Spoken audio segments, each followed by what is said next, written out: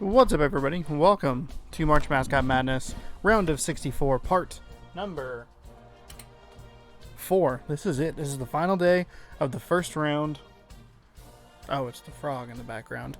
How's it going? Happy Thursday. Hopefully you're having a good evening. I don't typically stream on Thursday, but because of other issues, personal issues with my throat being such a blurping pain in my butt, here I am on a Thursday. Really quick before we get this game started, welcome to the stream. I'm going to get you caught up here on the bracket standings.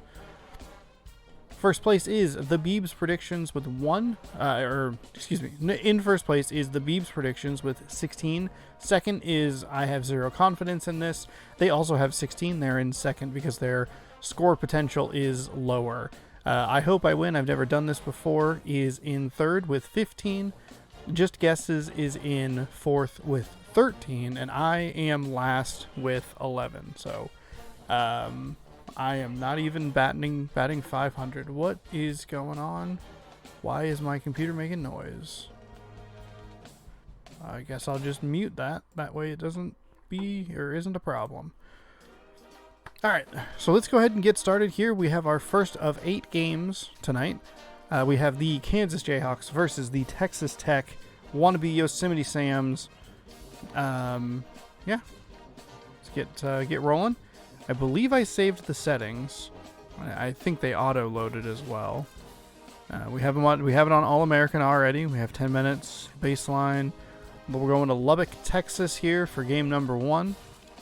Hopefully there's no commentary, and if there is commentary, hopefully there's a way to fix that in-game, because I only want you to hear me. It's all about me, the sweet sounds of my voice in this game. We are coming off of an incredible day number 3. You mother fudger. Settings? In-game? No? Preferences? Commentary.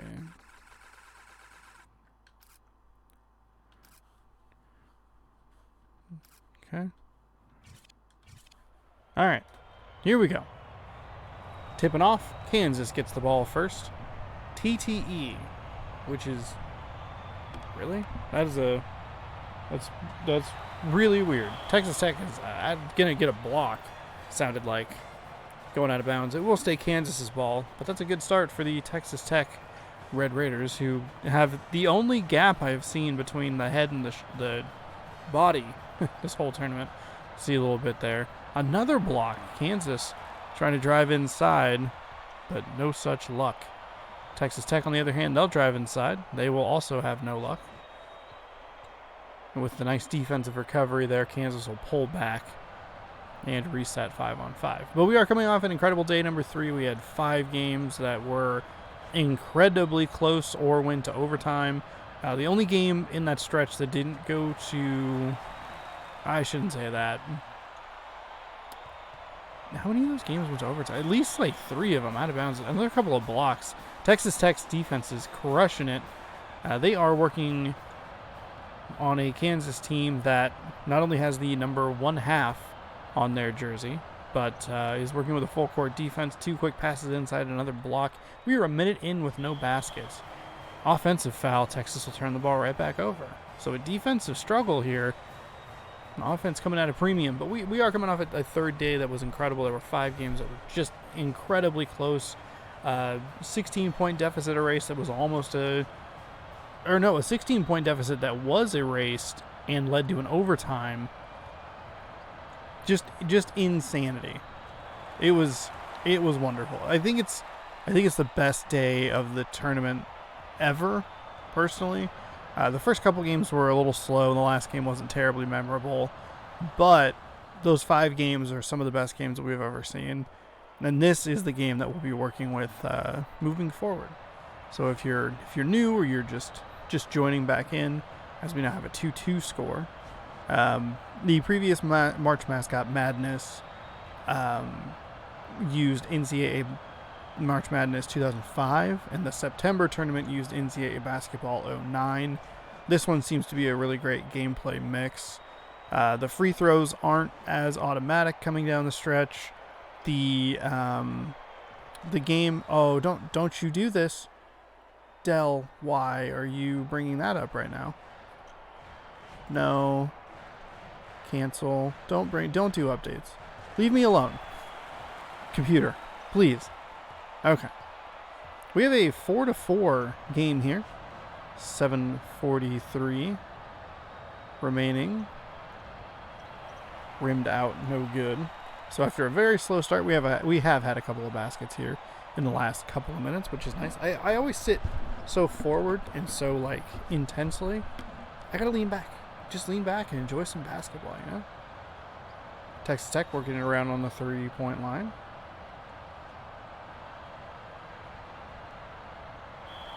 Defensive foul. Texas Tech will go to the line. But it's just, overall, it's a better gameplay experience. We saw, like, a lot of exciting finishes because the gameplay experience is a little bit better, because the computer...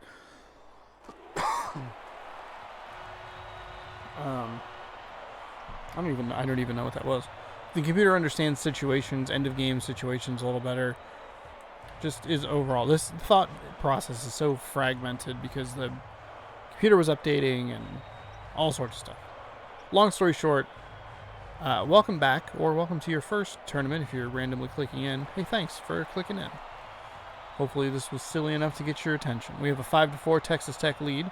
I don't know why they're TTE. That doesn't make any sense to me. As they bury a 2, and it is now 7-4. Texas Tech. They should just be TT. I don't know why there's an E at the end. Because they're technically the TTRR. Texas Tech Red Raiders. Or on this channel, the wannabe Yosemite Sams. I think what I'm going to do next time is I'm going to have Texas Tech and UNLV battle for Yosemite Sam priority or privileges. They get to be the Yosemite Sam for that duration between September and March when the tournaments happen. Maybe that'll be one of the matchup games. All these matchups are randomized, with the exception of the first game, which was Washington State and Washington. That's the Apple Cup. It's my home state of the state of Washington. And the final game, offensive foul, Kansas will turn the ball over or get a takeaway, create a turnover. I don't know. However you want to phrase that. And then the final game today, Ohio State and Stanford. So everything else, though, totally randomized. Though that may fluctuate. Last time I did March Mascot Madness, as I pull my wallet out of my pants because I don't want to sit on it. Last time I did the March Mascot Madness, I made sure that there were like 4 or 5 hand-picked games, just to start the tournament off with, or start each day of the round of 64 off with. I might bring a couple of those back for September. Pardon me, I do this once every 6 months. People seem to really enjoy it, and I love doing it. Timeout. Texas Tech. I would assume he has a couple of fouls. We don't typically see timeouts this early in the game unless a player is in foul trouble. In this particular version of the game, it wasn't really a thing in the other versions. And you'll see it if a team is down a lot really early, like 12 to 15, somewhere in there. And we have seen that in this tournament. Out of bounds, Texas Tech ball.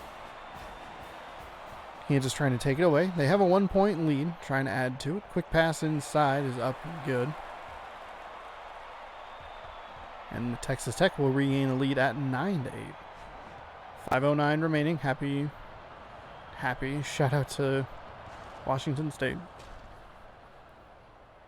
Guess the east side of Washington State. Texas Tech throwing away down court. That typically doesn't work very well. There was one team that did it really well last time. I can't remember who it was. Shoot. Oh, stolen away by Kansas. 10-9.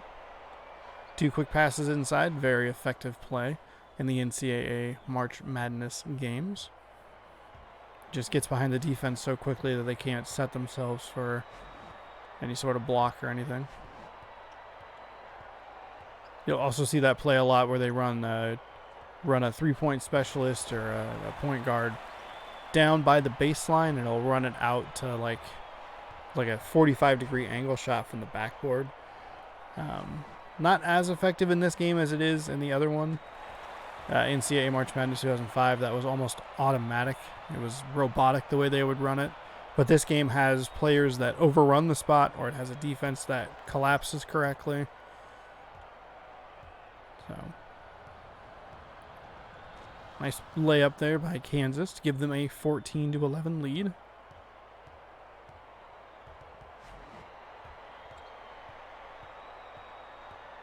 There they go, running that play. Typically they try to open up a player, get a nice open look for the player on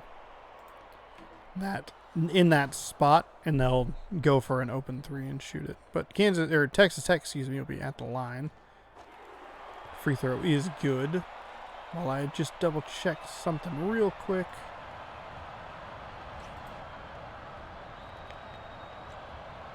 Okay, should be fine. Out of bounds, Texas Tech ball. So Kansas will go ahead and turn it over there. Oh, the other thing I should mention is Kansas's feet are huge. They might look like they are stepping out of bounds, or that it should be a 2 when it's a 3-point shot. That is not the case. The game just drapes the costume over the regular player hitbox, so looks a little weird sometimes. Sometimes it'll look like it should be a straight up block, but the hitbox just doesn't activate correctly. I'd love to see EA return to March Madness and NCAA football games. Shot is up, but no good. There will be a foul called. We'll see what happens. They've been fixing some of the rules so the players can make money off of their likeness. But 14-13, now 15-13. Kansas 2-point lead. Under 3 to go here in the first half. Kind of just working with a full court defense, not like a full court press or anything.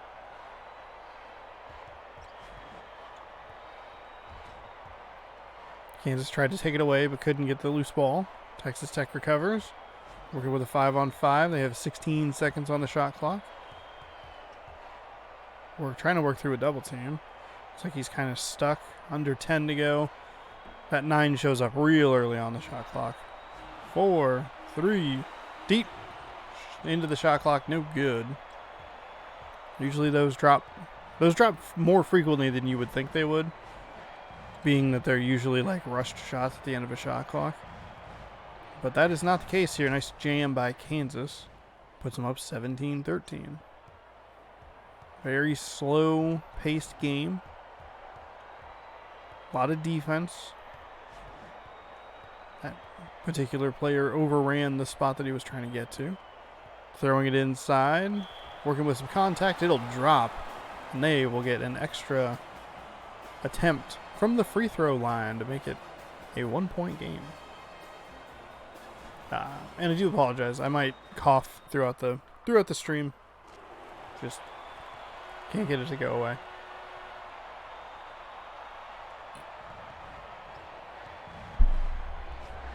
Sorry about that. Hit the microphone.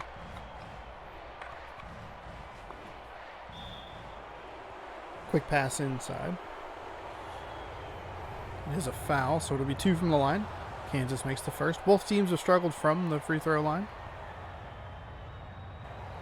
Kansas' struggles continue.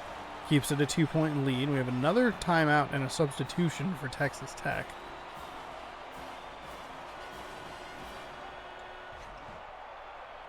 Nice steal by Kansas.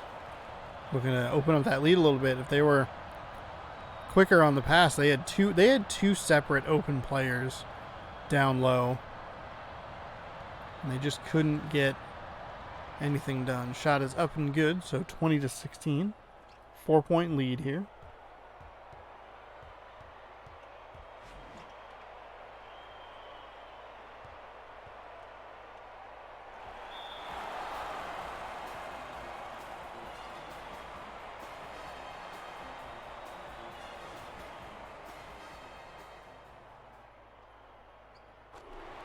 Shot goes down, 19-18. Or, I'm sorry, 20-19. I did the math wrong in my head. Just kind of glanced at it real quick. Oop, bumped the microphone again. Not used to it being this close to my chest, so when I adjust, I puff my chest out, like all muscular. Ugh. And I bumped the mic. 21-20, Texas Tech retakes the lead under a minute to go here. This is a fairly low-scoring first half. Usually teams have 8 to 10 more points. Just speaks to the defense. And I feel like this has been a good example of a good defensive game. A lot of block shots. Offense has been tough to come by. Slow start, obviously, for both teams, but that's okay. 23-22. No good. Kansas can't get the layup to go. 15 to go. No shot clock. Texas Tech can hold for the final shot. The teams rarely do. Looks like they will, though. Quick, or a little pass inside. A block by Kansas. The hook shot is up, and it doesn't go in. So a couple of shots by Texas Tech right at the rim. They can't get it to drop. They will take a 1-point lead into the second half. Nice three from Texas Tech to get off to a swishing start. Much better than their start in the first half when they got shots just blocked repeatedly.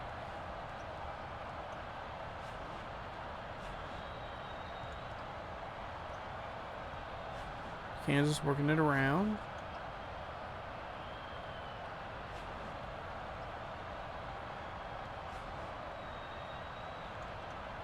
Down 4. Deep 2. No good. Texas Tech with the rebound.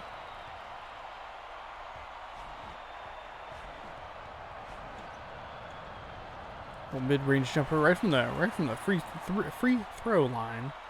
28-22. Not even a minute gone yet. Texas Tech made some good adjustments. Kansas getting on the board here in the second half, cutting that lead back down to 4.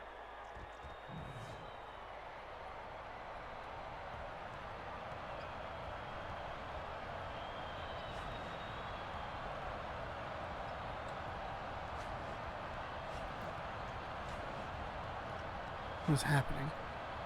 It makes like a little whooshing sound when the defense, I think the big feature in this game was like lockdown defense, where you can like push the right stick down. I think it was even the loading screen before this game started, but it's like if you push the right stick down, the defender will come up and like glue himself.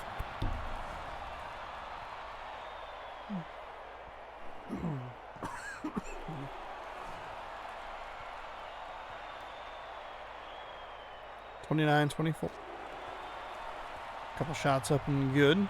Pushes the lead to 6. A minute and a half into the second half. Who else is playing today? Who else do we have to look forward to? We have Dayton. That's a good one.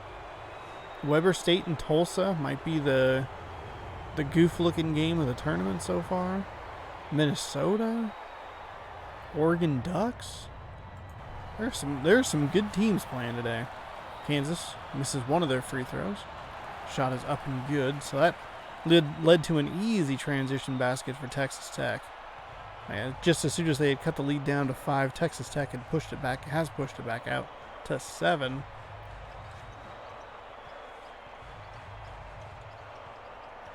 Kansas kind of stuck there. This game does seem to have a few more like glitch spots.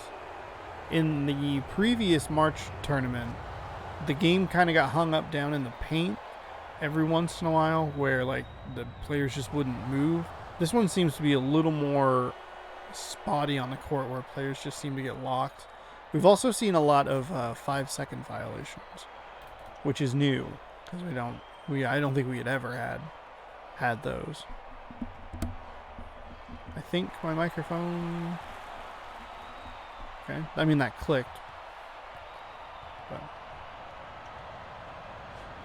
But 7-point game, 34-27. Kansas getting blocked. It's going out of bounds. It's Kansas ball.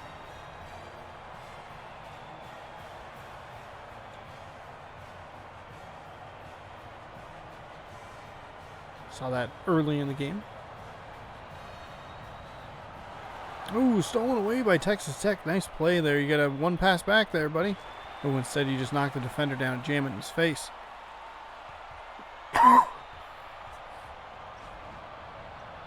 It'd be one of those nights, huh? Mr. Coffee over here.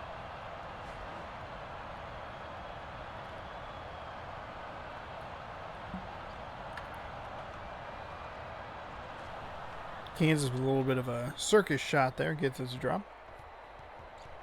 Lead was 9, now 7. 36-29. Got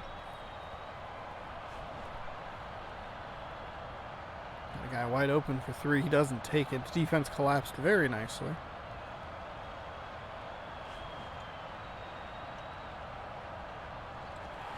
Up and good.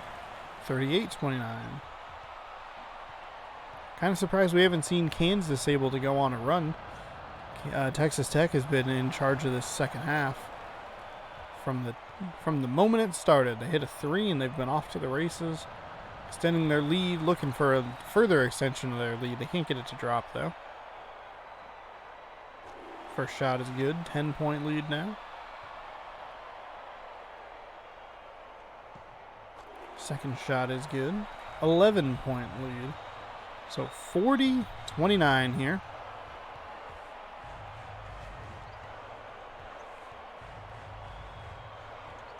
Oh, that's a wide open layup. That was too easy. Can't give Kansas that kind of space. Texas Tech, you'll pay the price, and they did. 2 points to the Red Raiders.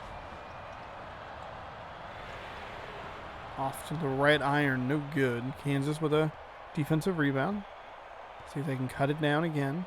Cut the lead down to 7. 6 if you're bold.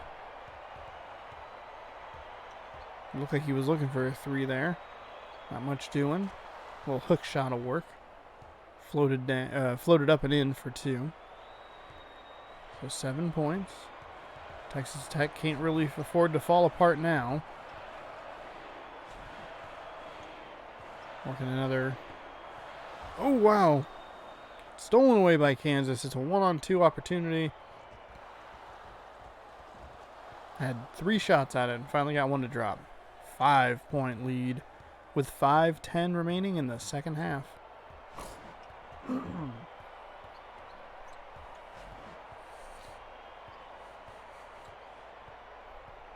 Don't get a 5-second violation, Texas Tech.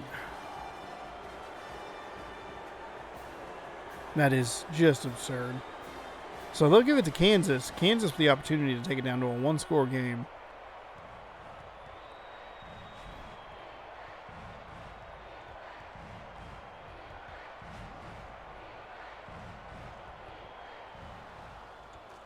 Shot is up and a little layup there. Goes down smooth. 40-37. Kansas on a 8-0 run. Yeah, that sounds right. At once down 11. Now they're back almost even. Down 1. 10-0 run. Texas Tech has to do something here to stop the bleeding with 4:20. 2 plays left in the game. I said they could ill afford to fall apart now, and I wasn't trying to jinx them. Didn't elect for the corner 3, instead passing it back across the court.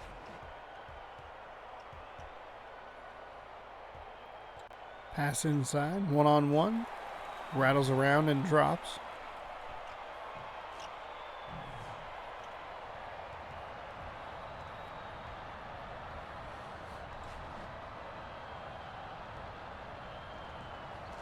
Shot up and good. That one seemed to rattle around a little bit as well.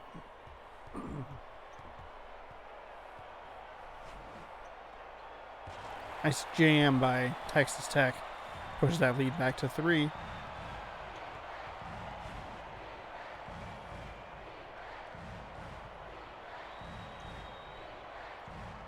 Nice little over the back floater for Kansas. Knocking it back down to 1. Texas just kind of holding on at this point. Oh, he overran the spot. Looked like he kind of lost the ball, too. Shot up and over, no good.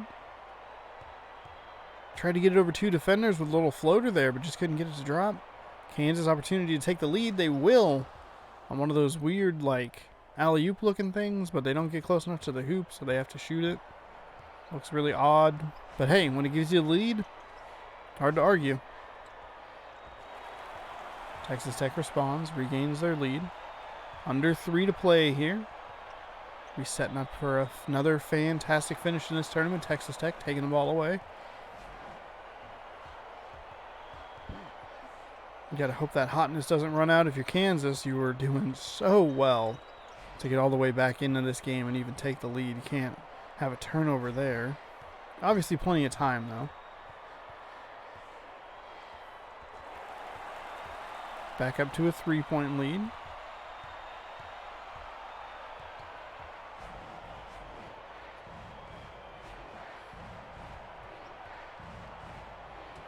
Nice block by Texas Tech, and they'll take the ball back up the court. Kansas's defense does a really good job of recovering, but they do end up fouling the Texas Tech shooter. He'll repay them by saying, you know what, I don't want that free throw to go down. That's fine. That second one, though, I'd like that one to go down. 49-45, 154 remaining, second half.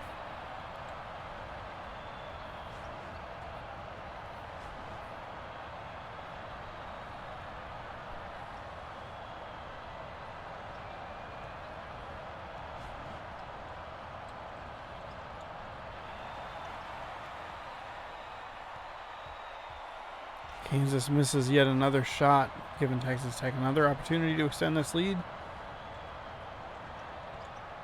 Still a 2-possession game, though. Unfortunately for Kansas, you only need a couple of 2s. One more little defensive stop like that will do it. Of course, they had to make the shot first to cut it to 2. But here you go. One more defensive stop. You can tie it up with under a minute to go. 1:06 currently on the clock. Texas Tech working a player around, back into the corner, down into the center. He gets stripped of the ball. Kansas immediately takes a timeout, and with under a minute to go, Kansas has a chance to tie. 49-47, quick pass up the middle.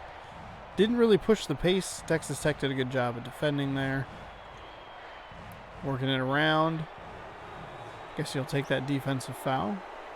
Looked pretty straight up to me, but...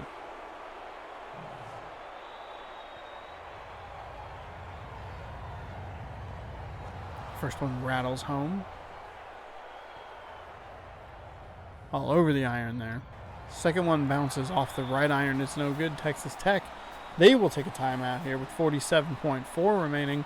This is why the free throws are so interesting, is because stuff like that happens. In the previous games or in the previous tournaments, it seemed like the free throws were more automatic. But with this one, it makes comebacks possible. It makes almost comebacks not happen. It's fantastic. Really, the only reason Alabama's still in the tournament is because Utah State missed 2 free throws with 2 seconds remaining. Thank God Alabama's still in the tournament. 3 from Kansas is good. Nice shot. Texas Tech will take a timeout. And with 28.3 to go, we have a 51-51 tie. The question is, are we heading for overtime already? First game right out of the gate. Almost did a fancy ball move. There is no shot clock. Texas Tech can hold for the final shot or overtime. They do not. Okay. 1 5-second violation here. Under 10 to go. Texas Tech working it around, looking for that final shot. Can they get a buzzer beater? They're going to jack up a 3 here. It's short. We are going to overtime in game number 1 of day 4. Holy cannoli.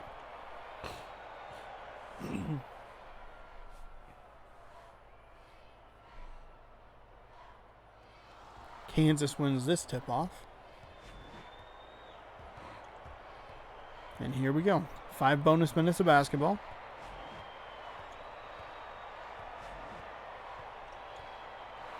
Nice steal by Texas Tech. You got a guy up.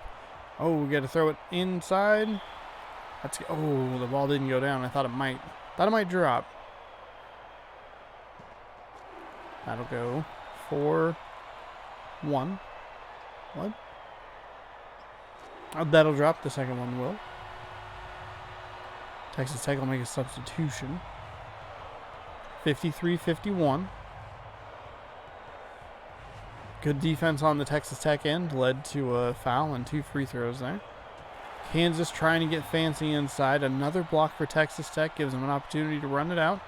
Kansas does a great job defensively, and they'll force Texas Tech to throw it out of bounds. We see that a lot in this game. A lot of times the players just overrun the backboard. And they just throw it into the side. Like, okay, cool, thanks. Real glad you did that. Appreciate it. Kansas couldn't get the floater to go over and drop. For as many opportunities as Texas Tech has had, they're not really cashing them in here. But with a minute gone, you have a 2-point lead. Now a 4-point lead. Kind of just hang on and hope that you can advance to the second round.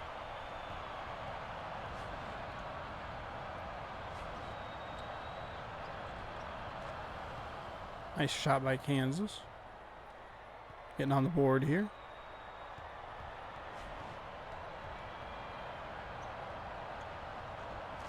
Shot is good. So Texas Tech responds to Kansas's 2 with the 2 of their own.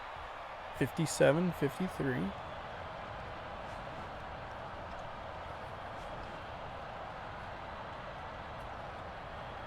Nice little finger roll there. This Mountain Dew makes a ton of noise.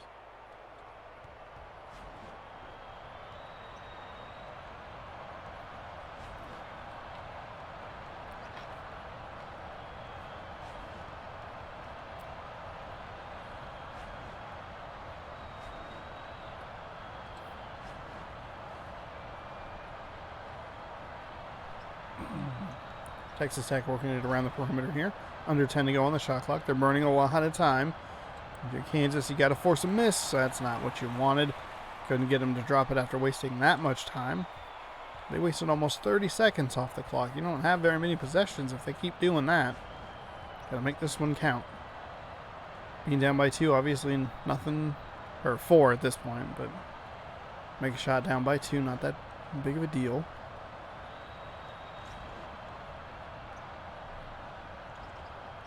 Oh, they couldn't get the shot to drop. It was just a little short. Just a little more mustard on it next time, and that goes down. Got it up and over, but just didn't work. 59-55. Texas Tech deep 2 drains it. They've started to take over this overtime a little bit. They have scored, is it 9? 10?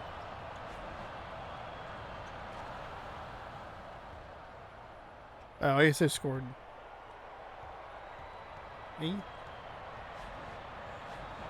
Oh, I don't remember. 8-4 outscoring the Jayhawks here. Kansas with a nice steal.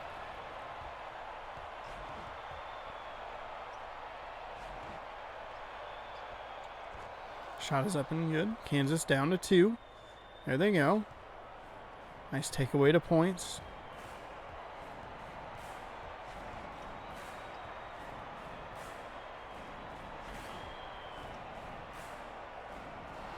Nice steal by Kansas again. It looked like they were going to get out to try and run, but they called a timeout. That may have been a mistake, actually. Kansas had one defender to beat, and that was probably an easy 2. And almost paid off. They almost ended up with as easy of a 2, if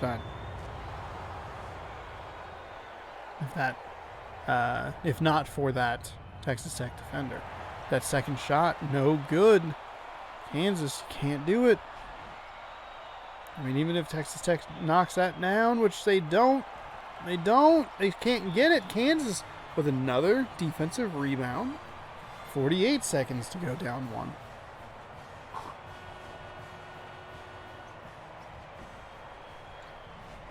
(61-60). 43 to go. No, stolen away by Texas Tech. Kansas worked really hard to get the ball back, and they couldn't convert it. Oh, Kansas free throws and a very poorly timed turnover.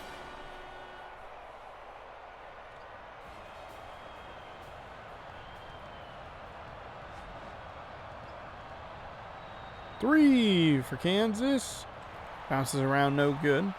We'll start to see intentional fouls here. Normally this would be like boring part of the game where like, oh, whatever, like Texas Tech is just going to sink it to win, but that's not the case. Not only are the free throws more inconsistent, but we've seen a couple steals off inbound passes on some of those intentional fouls. Granted, he did make the first one and the second one there. It's not a guarantee.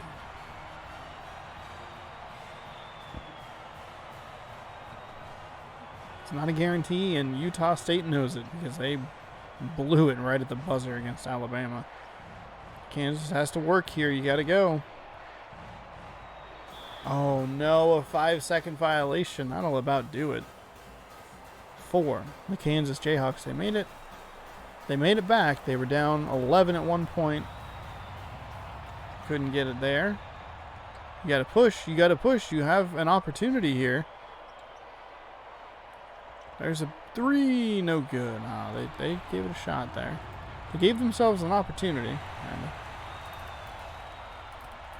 So 65-60 is our score. This was an overtime game, which is, I believe, the 5th one so far. Granted, most of them came in the 3rd day, but we had one early in the tournament. Kansas's red color scheme on the 60 is confusing me because I'm used to looking at like ESPN scores where that score is highlighted red because they won. So Texas Tech will be on to the second round. They will face the winner of the next game, which is Dayton and Miami.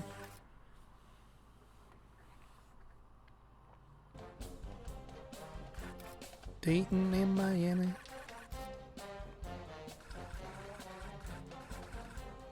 Dayton looking good. Big fan of them. Miami. The Hurricanes. It's kind of a generic looking duck. We'll get it started right here. All-American, 10 minutes, baseline, mid.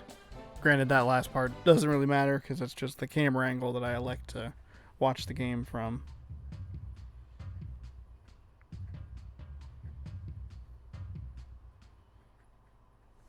All right, here we are. Welcome to Florida. Miami, Florida. And that's who wins the tip. We got Dayton, Miami. Why do they have 4 letters? Okay, weird. Or we could have just gone like date, like day for Dayton, and then you could have gone like the U. So everybody knows them. A little bad start for the Miami Hurricanes there as they throw it off the backboard and it does go out of bounds. Dayton with an opportunity to take the lead here.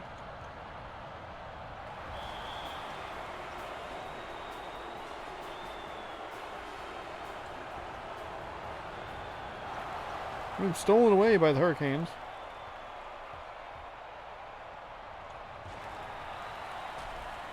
And jammed down to give them the early lead, 2-0. Almost a minute gone here in the first half. Dayton rattle it around a little bit, and it does end up dropping. So they'll knot it up at 2. I'd love to see Dayton make a deep run because I just think their mascot is so weirdly goofy.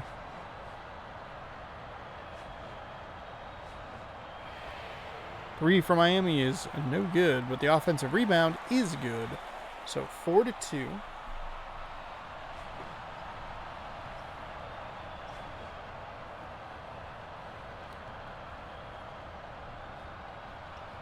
About a minute and a half gone here in the first half of game number 2. Oh, Miami just pulverized that guy. That duck just knocked that man over. Said, I'm going to the basket.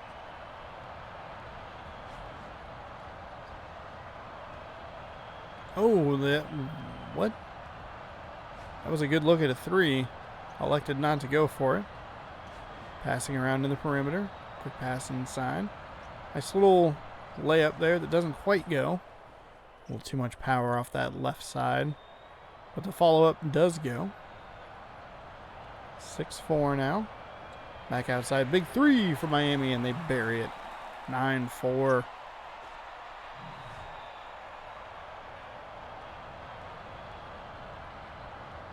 If I remember correctly, this might be a someone has to win game.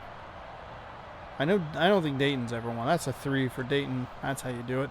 That's how you respond. Cut that lead back down to 2, 9-7. But I don't know if Miami's ever won a game. There's a 3 for Miami. Trying to show Dayton how it's done. That's not how you do it, because that went out of bounds, which was unhelpful. A dangerous spot to get locked up by a defender. You do see backcourt violations pretty consistently in this tournament. Like, way more consistently than you would see them in a real game. Oh, I don't know if he meant to throw to that guy. It went to that guy, but I don't think that was him. Defensive foul. His hand was all over the arm of the shooter there. First shot is good, so 10-9. Second shot is also good, 11-9. Miami up 2, so they'll switch into a full court defense. Not a press situation, just a one-on-one, kind of a pace slowing thing. Almost stole the ball away, did steal the ball away. It's a little hard to tell exactly who gets the ball because the camera takes a while to pan around. And the first person that catches my eye is usually the person sliding out of bounds. But then it's the other guy that was right there. But they convert that into an easy shot, and it's 13-9.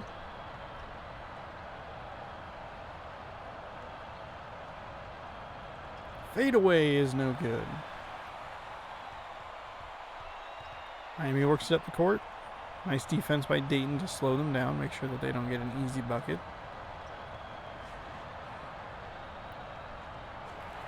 Wow, that was a 3. I didn't hear the crowd call for it, but it was.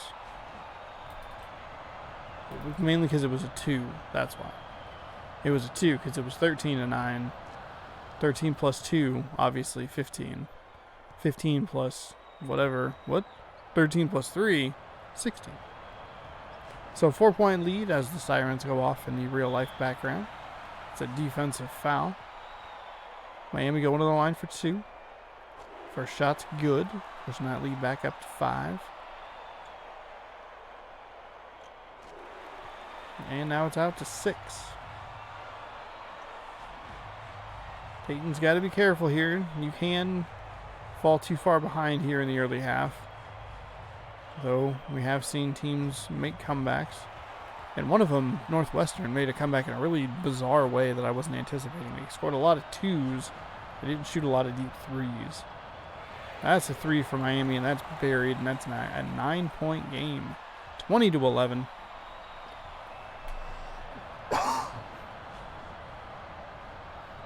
I do adjust a lot when I'm sitting here. You might hear my knees crack every once in a while.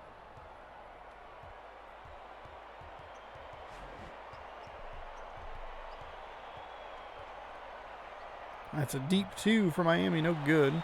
Offensive rebound gets blocked, and they can't recover the loose ball. Dayton can't. Miami does. It gives them another opportunity to get a shot. It's a defensive foul. Dropped off the front rim, no good. So it'll be a 2-shot foul. Dayton already with 3 team fouls. It's a very friendly home roll there. I thought that was going to drop out of bounds for sure. Really surprised when it actually went in the hoop.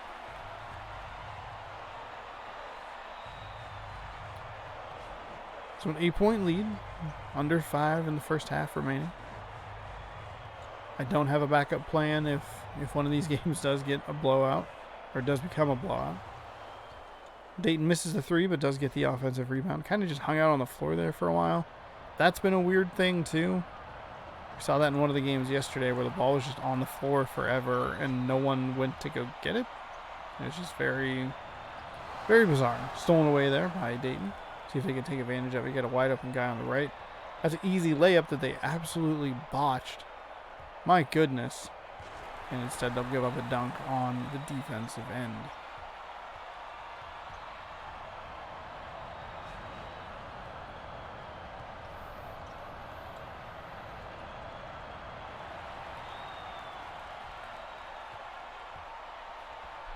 Ten-point lead. Nothing. Guy tried to put it back, but still. Guy tried to put it back. He missed. Still went to a Miami offensive player. They still scored 2 points. So 12-point game early. 3 is good. That'll cut it down to single digits at 9. Dayton's not out of this, and they won't be for a while. It's a big 3 for Miami. It's a look like a surefire offensive rebound, and should, but instead of picking it up off the floor, the Miami Hurricane just jumped in the air. Shot off the underside of the rim, no good. So Dayton unable to take advantage of Miami's missed shot. Miami will make them pay by pushing the lead back up to 12. So we'll see how close it gets. 12-point lead. It's a 3 for Dayton is short. Offensive rebound is good. You can kick it back out. There you go. There's another 3 from Dayton. He's got it that time. 29-20. Miami playing a very fast-paced and really good first half. A lot of threes there, setting up and knocking down. They're able to get inside and wreak havoc.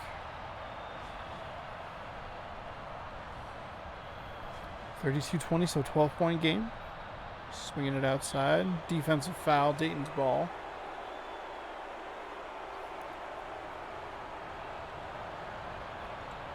Ooh. Pardon me.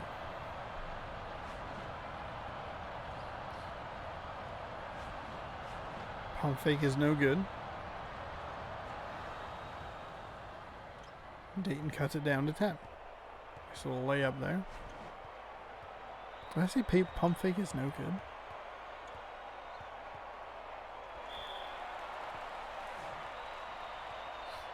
Miami going to the line. 2 personals on that Dayton player. We'll see if they get pulled here when the possession changes. You don't want a player to pick up a 3rd foul under 2 minutes to go in the first half. That's exactly what will happen.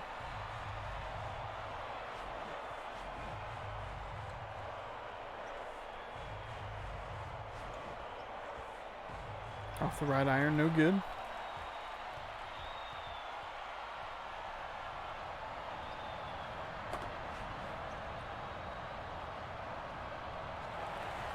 Nice little rim roll there, and it's back up to 13 now.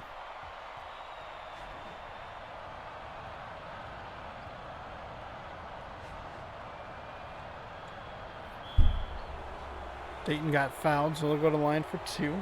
Miami with only 2 fouls on them. First shot is no good. You're Dayton, you really got to take advantage of this.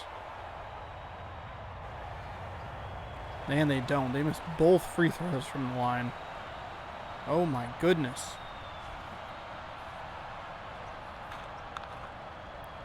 Miami gets the circus shot to drop.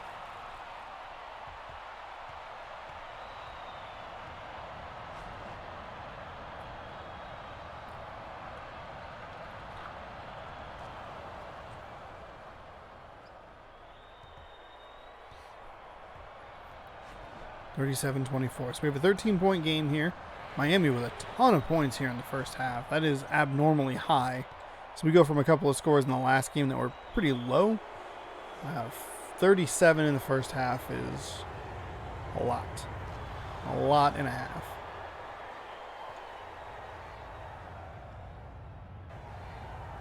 Missed and no good. So it's now a 12-point game. 37-25. Oh, 39-25. They'll knock it back up to 14. Dayton just doesn't really have an answer for Miami. Miami is on fire offensively. If you're Dayton, you're looking to end up looking for that perfect storm where you get hot as Miami goes cold. Close that gap pretty quickly, and you can maybe look at a pretty monster comeback, but As it stands now, that's a 3. It's short, which is unusual. Also, that player looked like he threw it into the oddly looking center scoreboard.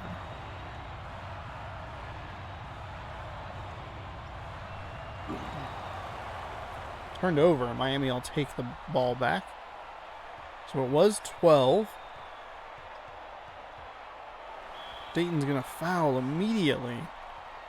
Can't give too many of those up early. You have 7 until they shoot 1 and 1, and then at foul number 10, they shoot 2 automatically. And that free throw that even that free throw, that's how on fire Miami is. Even the free throw that looked bad was good.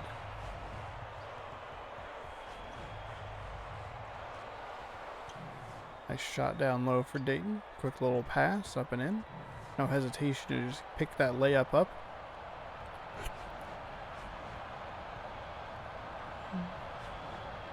And it's a 41-39 game. Miami will do the same thing right back to him. Quick pass inside, little layup. Theirs was a little more dramatic, if you're into that sort of thing.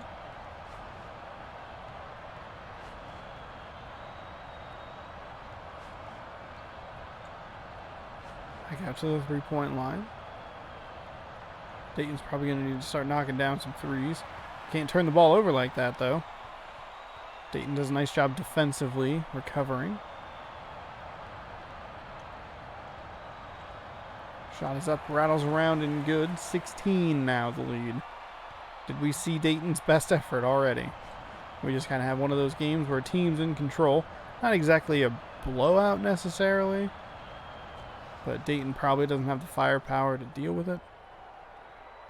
Also, Miami just refuses to go cold here,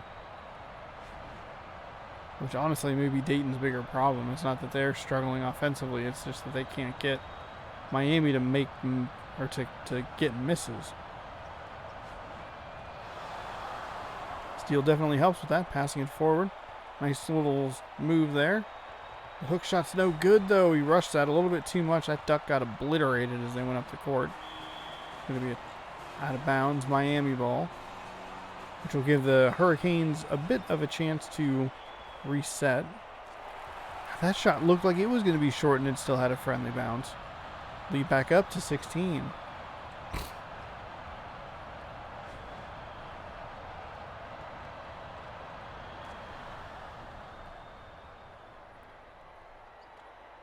Now down to 14. 7:45 remaining.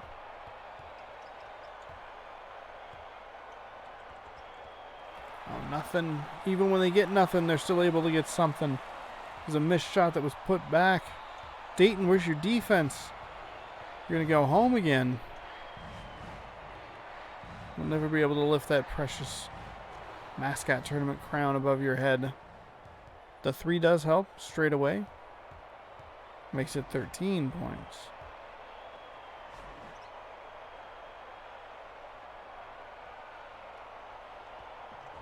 Off the side of the backboard, no good. Rebound ends up going... Oh, it was a defensive foul. Oh my goodness. Shot. First free throw, I should say, is good. Second shot is good as well.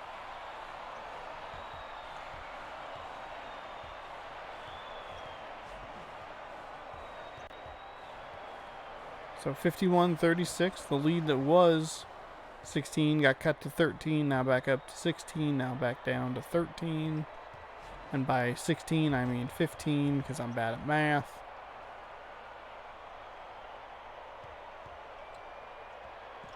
Off the right iron, no good. So Dayton, opportunity to cut just a little bit closer.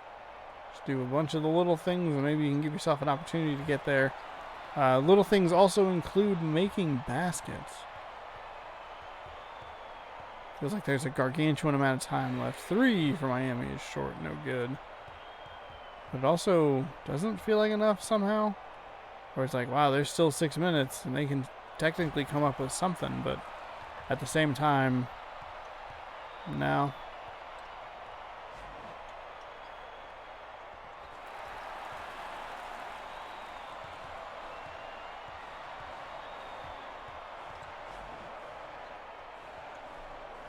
53-38, 15-point game. Couple shot attempts there. Dayton finally gets something to drop. Just not really able to close this gap any closer than 13 points. Oh, and giving up jams like that definitely doesn't help. 55-40, Dayton almost ran the ball just directly out of bounds.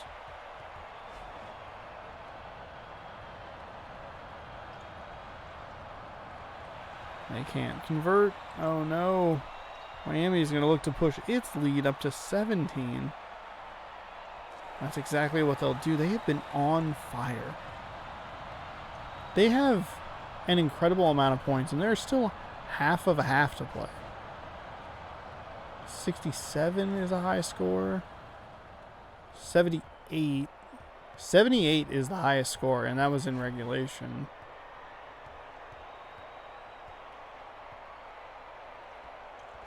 We had a 73. A couple games, or a couple teams got into the 70s. Duke basically just ran one play right down Syracuse's throat and was like, yep, go ahead and try and stop us. Guess what we're going to do? This guy's going to dunk. And then that's it. That's the end of it. As it has almost been blown wide open to 20 points. Pardon me. 61-42. So 19-point lead. Dayton short. It looks like they are going to fall here on the road. They got 4:20 left. Two boys here to make something happen. But with the way Miami's playing, I don't think they have enough power, enough firepower. They need a lot of threes and a lot of them quickly. Quick passes inside are nice. 17 points.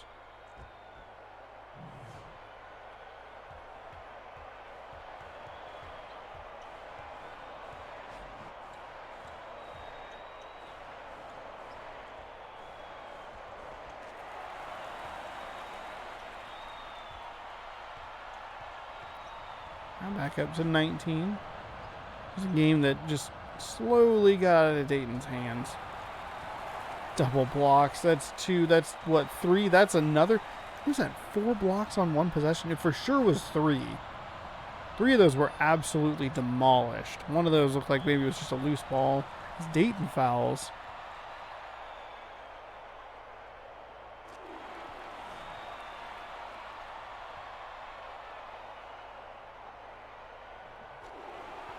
Miami makes both, and it is a 21-point game. So for Miami, they have 3 minutes and 22 seconds to score another 14 points,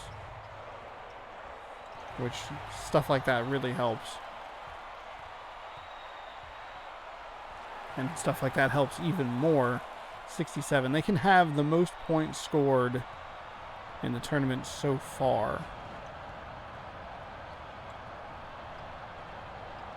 Off the side of the backboard, no good. Dayton puts it up and through. 46 for them. 67 for Miami. Duke scored 78 in the regulation game. Honestly, none of the other scores are all that high. I mean, even the games that went into overtime yesterday. Alabama put up 70. Wisconsin put up 58. Ohio only put up 67. Goodness gracious, Dayton. 69-46 now. 23-point game.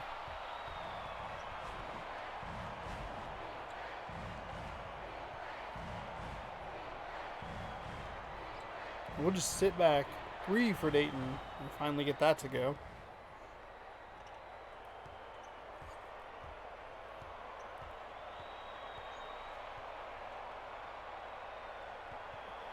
Give us a good opportunity to stretch, relax, maybe take a nap.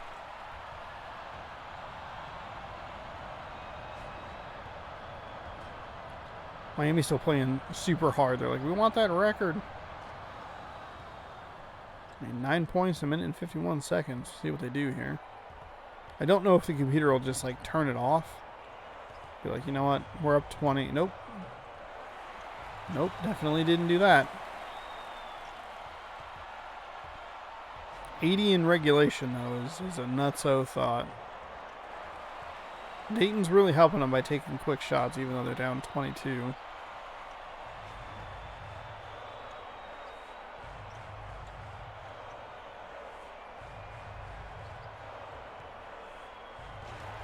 There's a jam from Miami, so 75, 51, 24-point spread. Shout out to Kobe.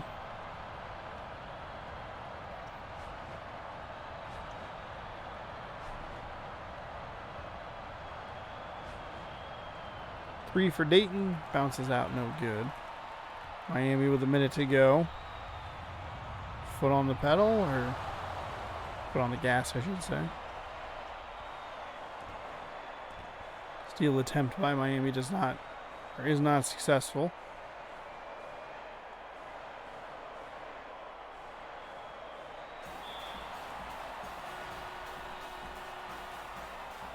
Okay.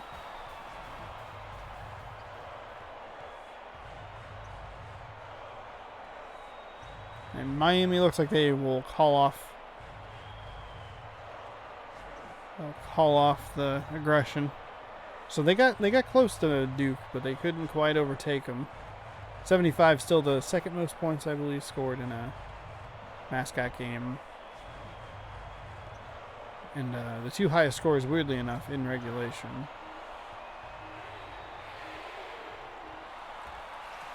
Oh, 77. Oh, they're going to be so close.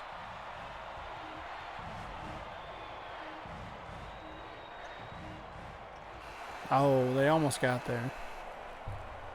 But just an absolutely demolishing performance by the Miami Hurricanes, who outscored their opponents 77-51. Miami is moving on to meet Texas Tech, who had a much closer game in their first round. Pardon me. All right, next up we have Southern Mississippi. Almost did Dynasty mode. Not what I want. Southern Mississippi. Brett Favre's alma mater. At the OK Boomer himself. Oklahoma Sooners. They call it the Boomer Sooner. Noble Center in Norman, Oklahoma. Southern Mississippi is on the road. Have I tried recruiting? Well, since I have not played that mode, no, I have not tried recruiting.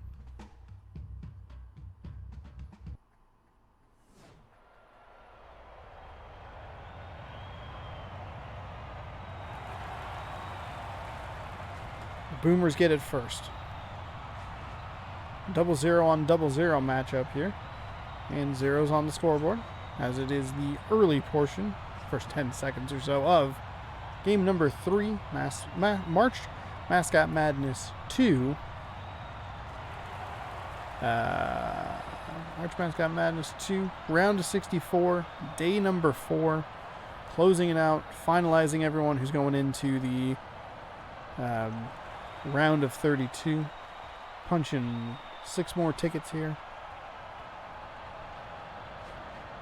All these games will be played on Sunday.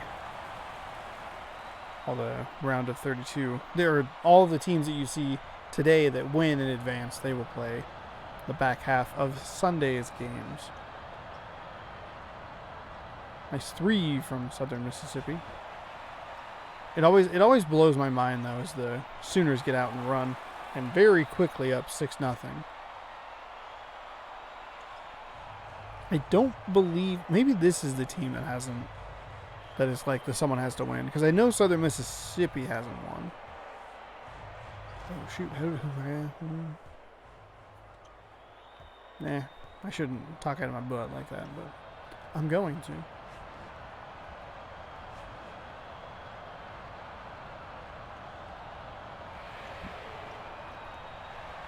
Three is no good.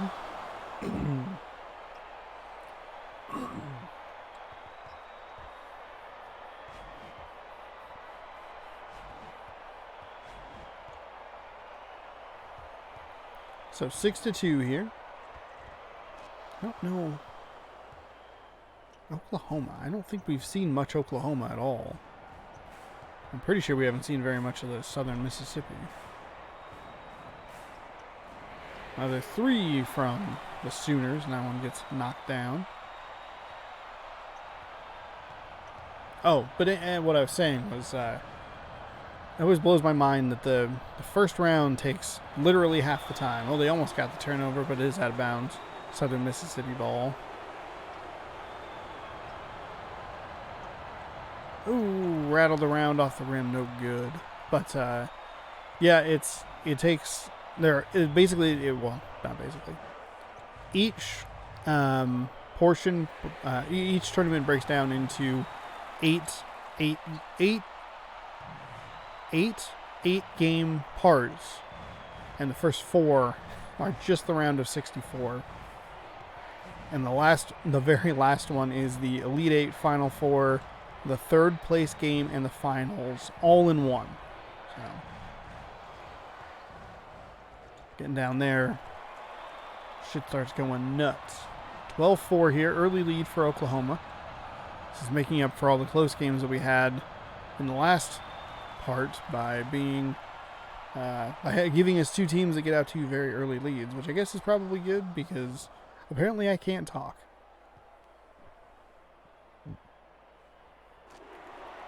Mm-hmm. 13-4. Just over 3 minutes gone here. Oklahoma working with a little full court defense. Passes back. And it is stolen away by the Sooners themselves. Fouled by the Golden Eagles, and it is now a 10-point lead early in this game. Could be a snoozer. But we'll stick with it for a little longer.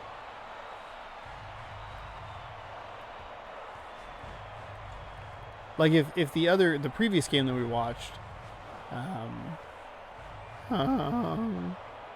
the Miami game, if they were more consistently up like 16 points, and the other team just was not getting any closer.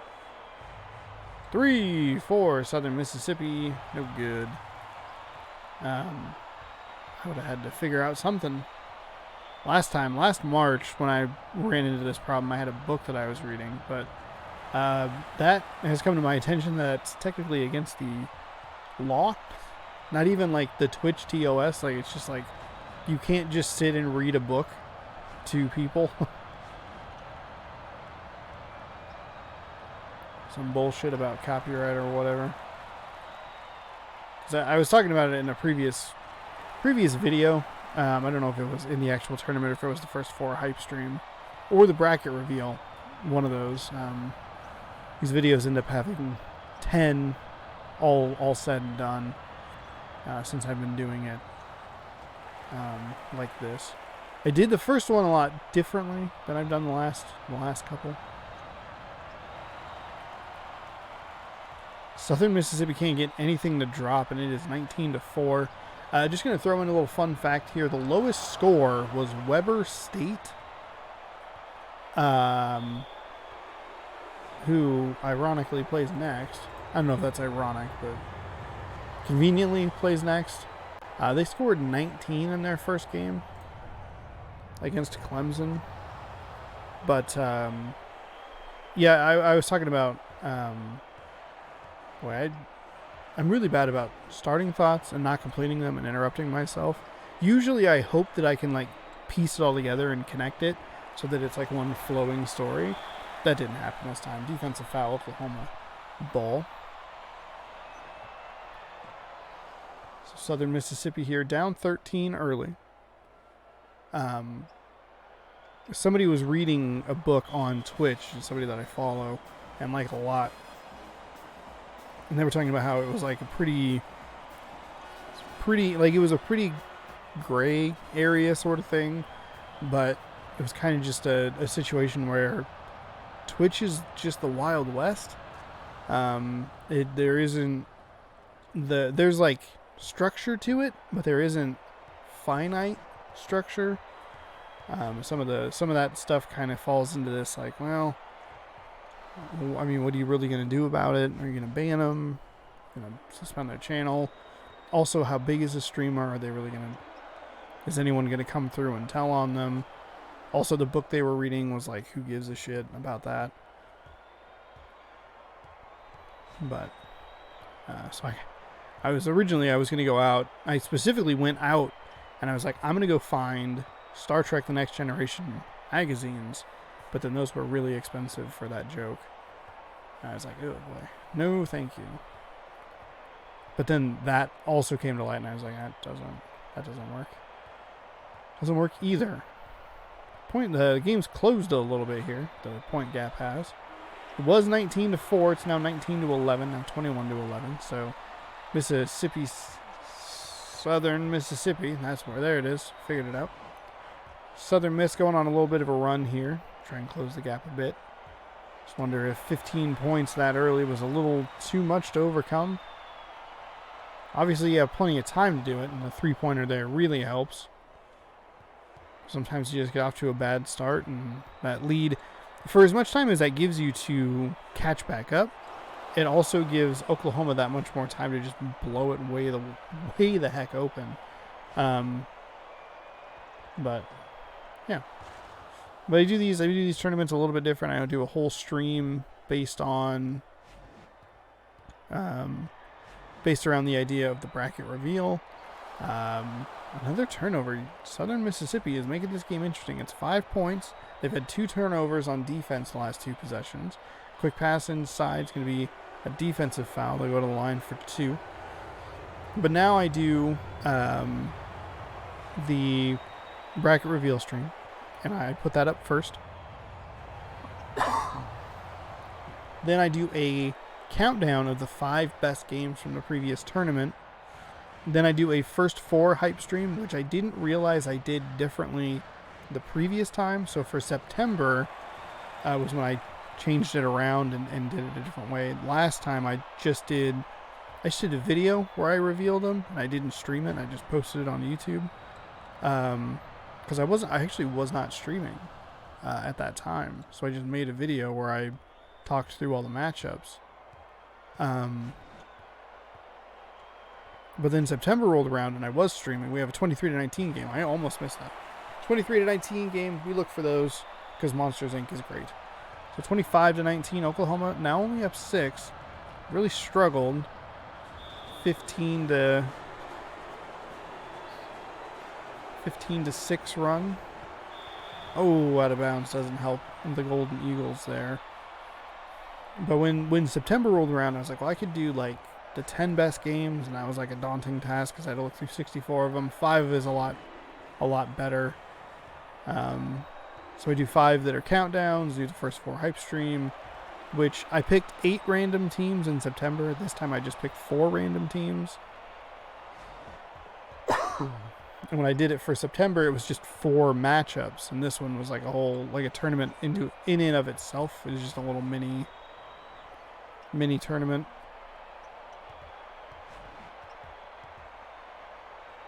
But it's fun. That's basically, hopefully, just like draw some interest. I go through the matchups, but not in as much detail. Still show them to you, but there isn't any really fun facts and stuff.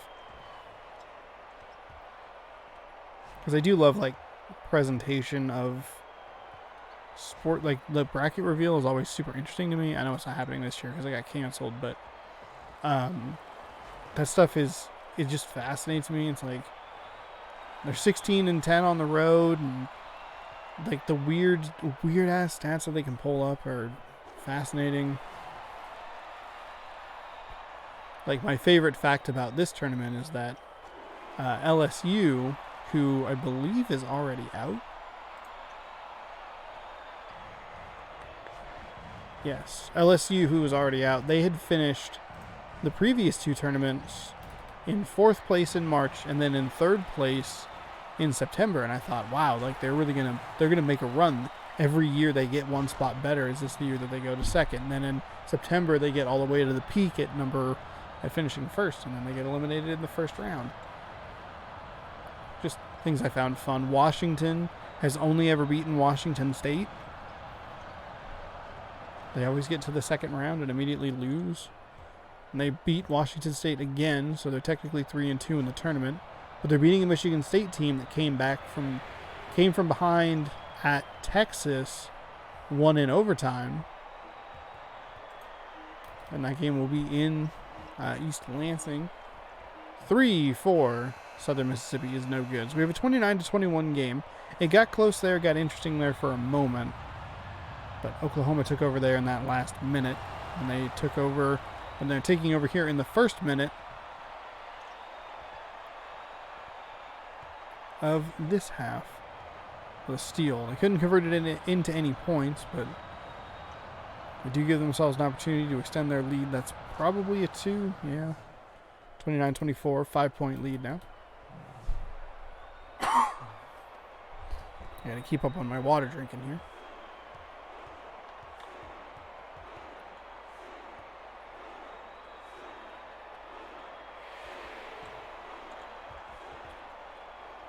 Oklahoma cannot get the threes to drop.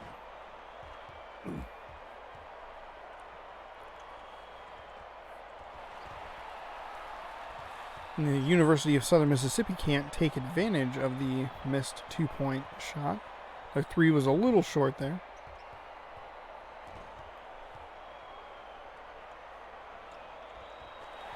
Up and good. So back up to a 7-point lead.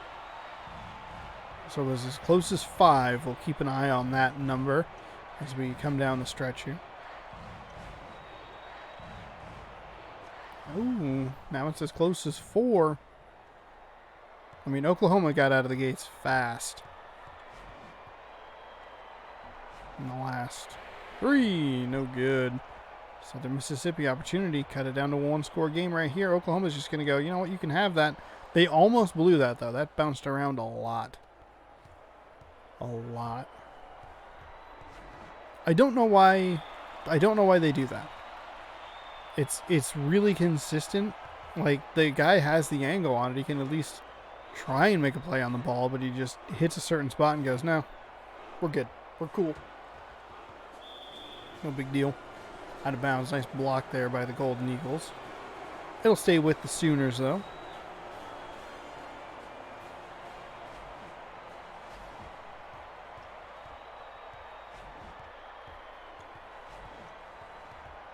Working it around for another 3-point attempt. That's a deep 3 off that right iron. No good. Southern Mississippi chance to tie.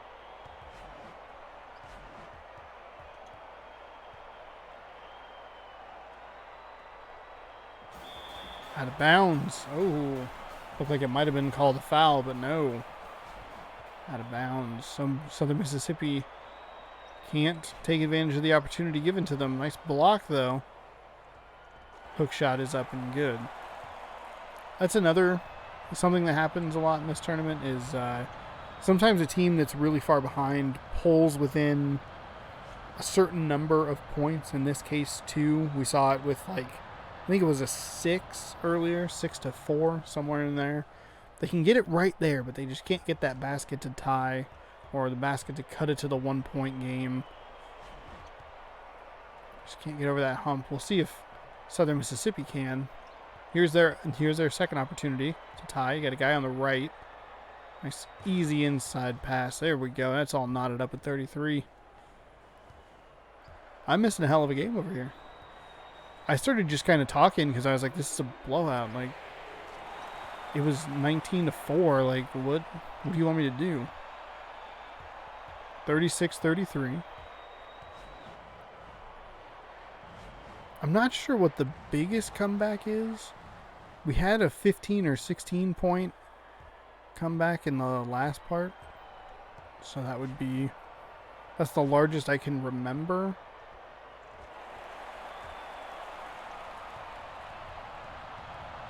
But it also kind of depends on context. Like this was a 15-point game very early in the game. 3 for Southern Mississippi, no good. Worry that they're going to go cold here and give Oklahoma an opportunity to blow this lead right back open. But like a 15-point lead with a ton of time left in the game versus like an 8-point lead with like a minute left.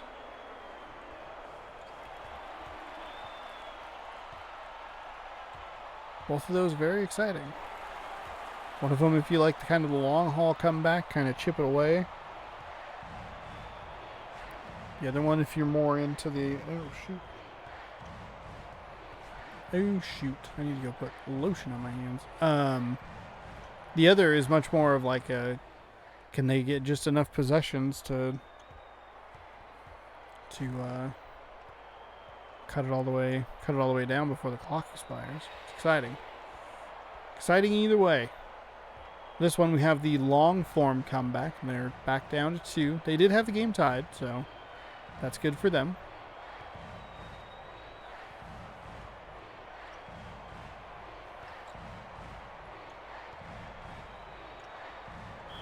Shot is no good.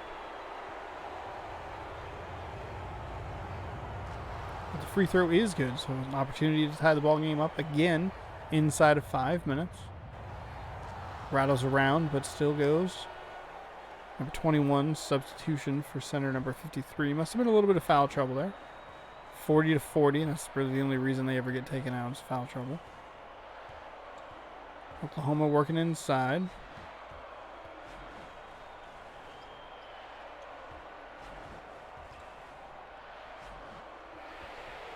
Three is short. Southern Mississippi with their opportunity. I'm not 100% sure that it would be their first lead, but I have pretty good confidence that it would be. I mean, not that it matters. They still haven't led. Or if they did, it was like 4-2, and then they got blown out on like a 17-point run. But I don't think... No, that wasn't the case. The Oklahoma was up like 6-0. Never mind. So down to 4:09 left. 2-point game. Southern Mississippi, nice inside pass. Floater, no good. Blocked. Recovered by the offense and put back in for 2. It's exciting when a blowout turns into an exciting game. Nice jam inside. Just made one move and threw it down. Oklahoma regains their lead.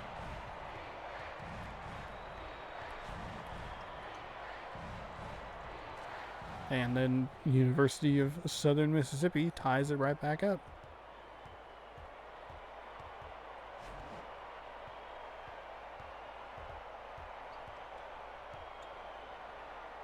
Oh, a block. Out of bounds, Southern Mississippi ball. Oh my goodness. The baseline bandit steals another possession away from an offense that just had a player in a really bad position. 3 is no good, but the putback is good in University, and the University of Southern Mississippi has their first lead of the game with 3:02 remaining in the second half. 46-44, they climbed all the way back. Picked away. Interesting that I never really hit on, because I was talking about 8 other things. Oklahoma went cold there for a little while, and another offensive rebound. Out of bounds. I thought that might have been a foul call. Oklahoma let Southern Mississippi hang around. They went cold. The Golden Eagles, made a little bit of a run there. Didn't get all the way back, but they cut into the lead pretty significantly. They've just been hanging around, and now all of a sudden they're up 5 with 2.5 to go. Now up 6.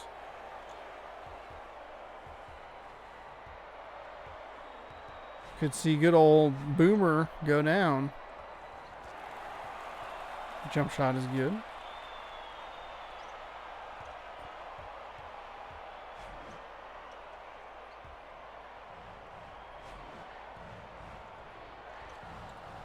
Golden Eagles with a 2 of their own. Still a 6-point game. 2 minutes remaining.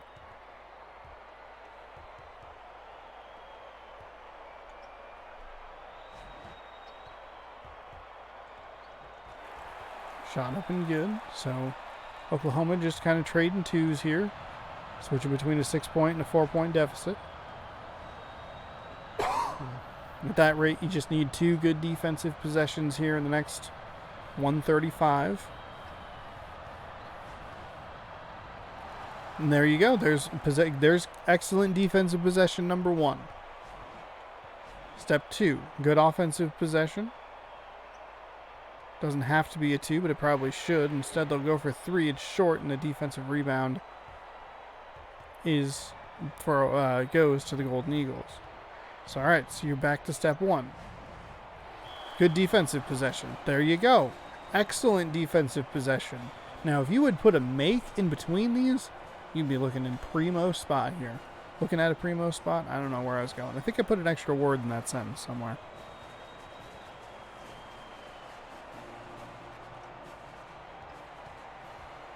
And Oklahoma, working it up the floor. Pass inside. Got a guy wide open for 3 there. That's a good look at the 3. No good. 52-48. So 2 great defensive possessions that lead to 0 points and 2 ill-advised 3s. As the Golden Eagles are unwilling to shoot the ball, which I'm okay with you taking a shot if it's that point blank and that, like, quote-unquote, like, automatic.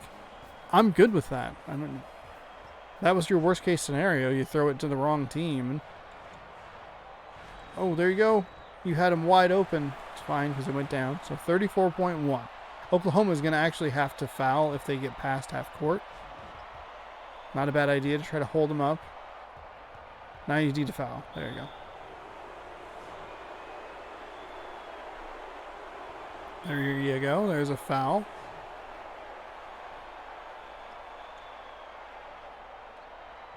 There's another foul.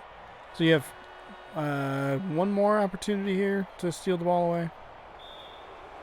Oh, I'm sorry. One more opportunity. I'm sorry. 2 more. Darn. Couldn't get it. All right. Free throws. Not automatic. For that exact reason, but he tipped it in anyway, so it wasn't that bad. Oh, no. Oklahoma.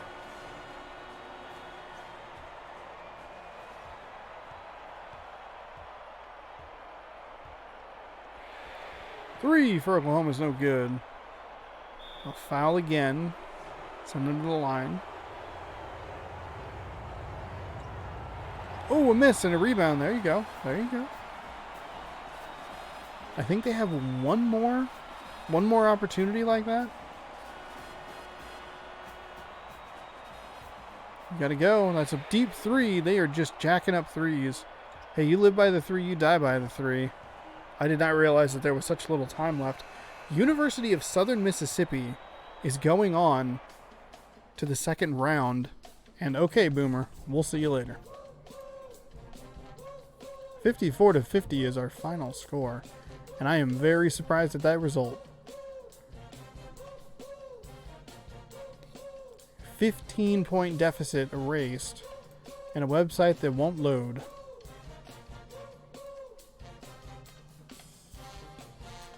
Alright, hang on. We'll just... You know what? We'll F5 you. We'll reload you.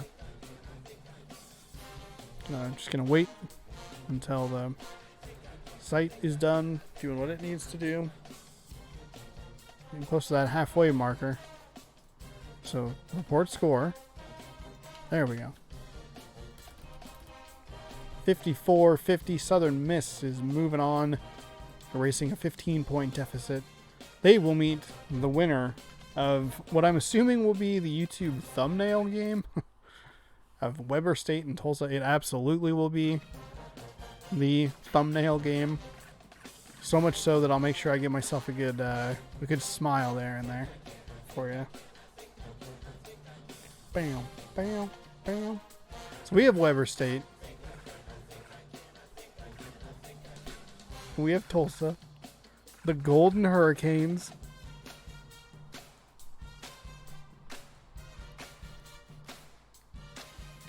Yes. There you go. There you go. That should be enough for a thumbnail there. Weber State, Tulsa, rounding out the first half of this stream. Oh, and just at the end of the music, too. We are going to Reynolds Center in Tulsa, Oklahoma. So we just watched an Oklahoma team. Now we're going to Oklahoma. Oh, man, our song was back. EA Sports, it's in the game.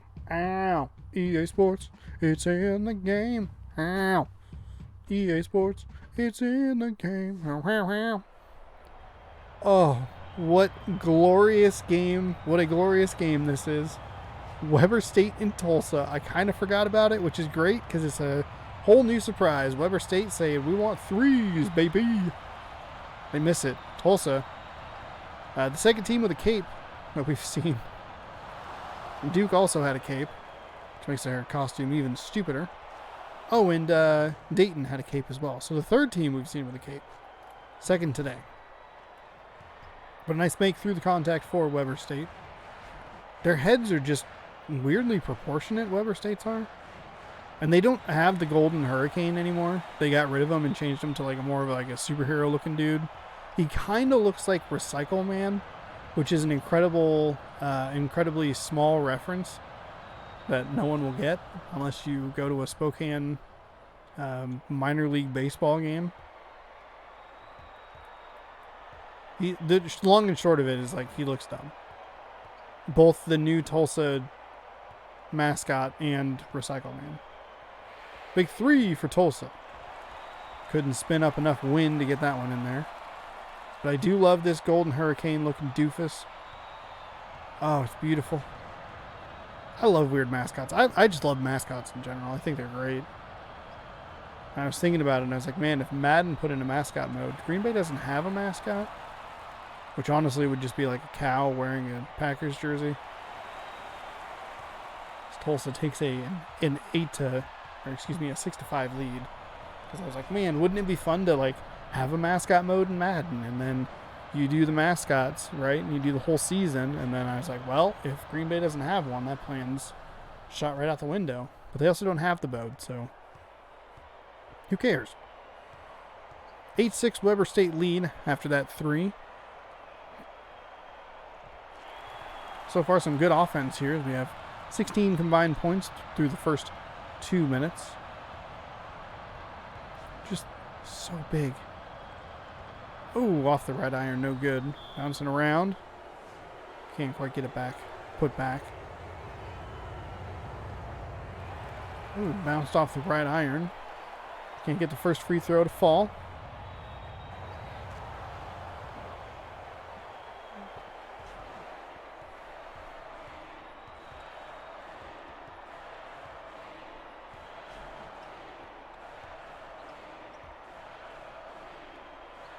Why the hell are they called the Golden Hurricanes?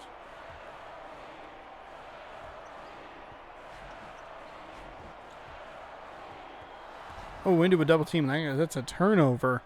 Weber State looking to add to their lead. 9-8. One of these teams gets to go face Southern Mississippi. So it could be the Golden Eagles versus the Golden Hurricanes.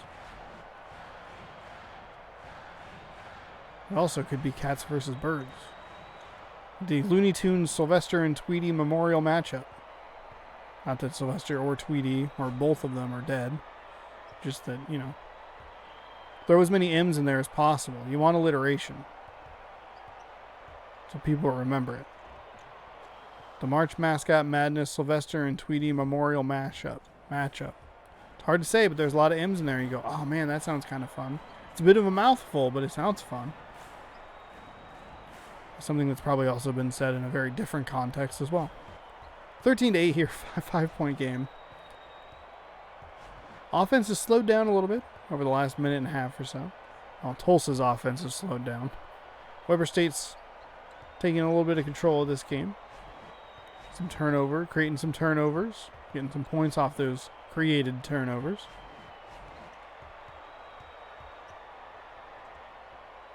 Nice pass inside, and the Wildcats working with 5 on the shot clock. Run 30 seconds off and come away with 2 points. Tulsa can't fall too far behind here. They were competitive through the first 2 minutes. There they go. That's the first field goal they have scored in a little over 2 minutes. So they'll probably score a bunch here, and then when it hits 6 minutes left, they'll go dry for 2 minutes out of bounds Weber State ball. So that'll actually be a turnover, Tulsa. Weber State. No, I'm sorry. That was... That was on the same side of the court. I apologize. I was talking about Tulsa. I confused myself. So still a 7-point game. Tulsa's running out of time here. And I said the wrong number. When it hits 4 minutes, they won't score any more points. And then when it hits 2 minutes, they'll turn it back on. I blew my own joke because I just missed it. Weber State getting a couple of opportunities at points. No go.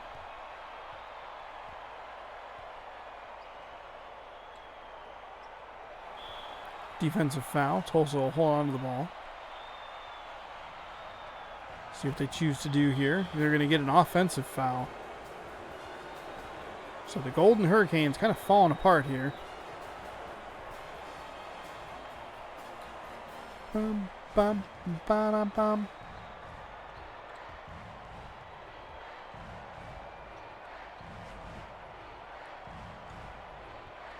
Oh, nice.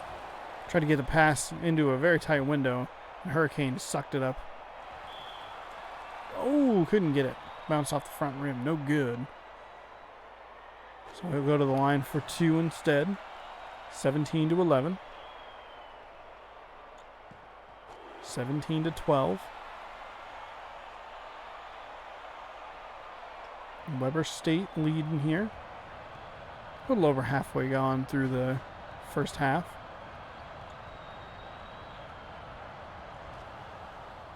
Tulsa just can't get over that 7-point hurdle. It was all knotted up at 8 at about the 8-minute mark.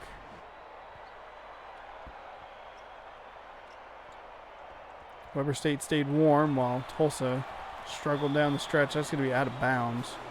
Took a step too far and just thwacked it off the backboard. We got it, coach. Play that LeBron James made last year in the NBA season, which was very weird because they were getting their asses kicked by a very shitty Phoenix team.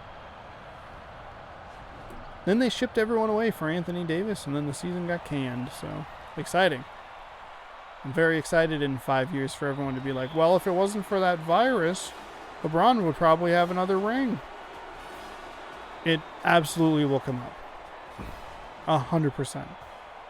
He had, I think he has 3 championships or 4, whatever the number is. He had blank, but he should have had one more. I was like, well, shut up. He doesn't. Anyway, 1914 here. Keep the real world out of it. This is an escape. Just hang out, watch some basketball, watch some goofy looking mascots. 2 of the goofiest. I would say 2 of the weirdest looking mascots in the tournament. God, Tulsa's got multiple point blank shots there and they just can't put it down. And then it leads to a turnover and a missed dunk though. We've seen a few of those, oddly enough, in this tournament. One team had multiple on their own. I don't remember who it was, but I remember thinking they were pretty dumb. Tulsa cut it down to 5, 21-16.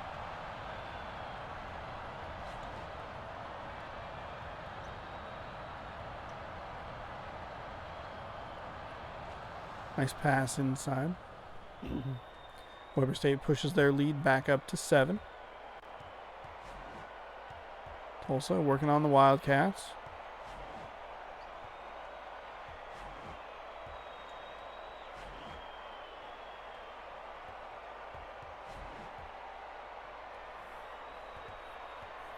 Approaching the 2-minute mark. Tulsa needs a 3 here to make it a 23-19 game.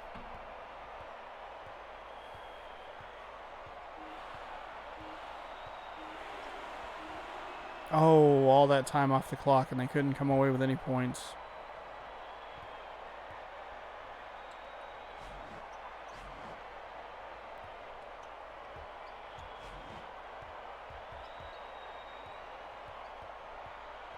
A lot of Golden Hurricanes there. Somehow the ball got loose. There were 3 Golden Hurricanes in the area, and they couldn't get a single hand on it. They just let it roll around there for a while, and it was like, oh, okay. Shot is good. So 25-16.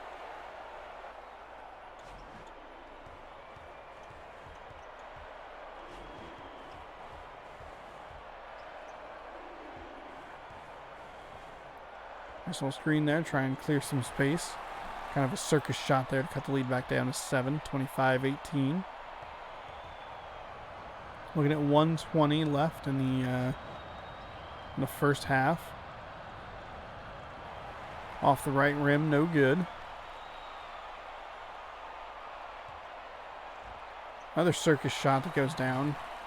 That's all Tulsa should be shooting, is the weird circus shots. 25-20. So we have a 5-point game under a minute to go. See what Tulsa can do to cut into this lead a little bit. Or, a.k.a. what Weber State can do to extend their lead a little bit.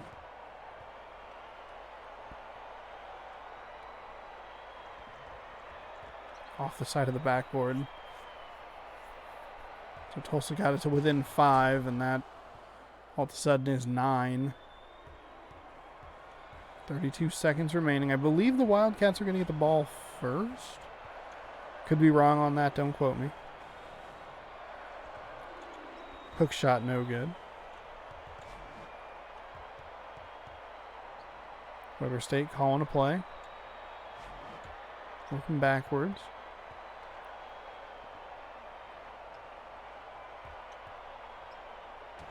Ooh, nice block. Nice block down low from the Tulsa Golden Hurricanes. And somehow a Weber State player touched it for some reason. And they'll get a nice little layup off the glass. And they'll cut it down to 7. So a 29-22 game. I said Weber State was going to get the ball. I was wrong. It's Tulsa. Whoever had the ball first last time immediately got blocked, which is why it confused me. It's like I don't remember who had it because they had it for about 2 seconds.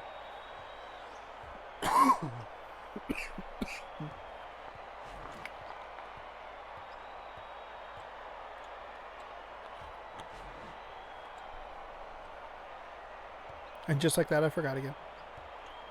So Weber State working it inside, popping back out. Nothing going there. 29-24, down to 5 points. Weber State, Tulsa can cut it down to a 1-score game here with a 3 or a 2. Doesn't matter, obviously. 5 minus 2 is 3. 5 minus 3 is 2. That's a 1-possession game.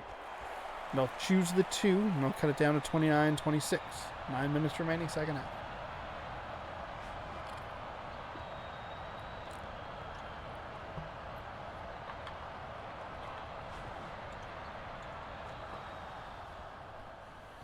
Weber responds with a 2-pointer of their own, pushing the lead back up to 5.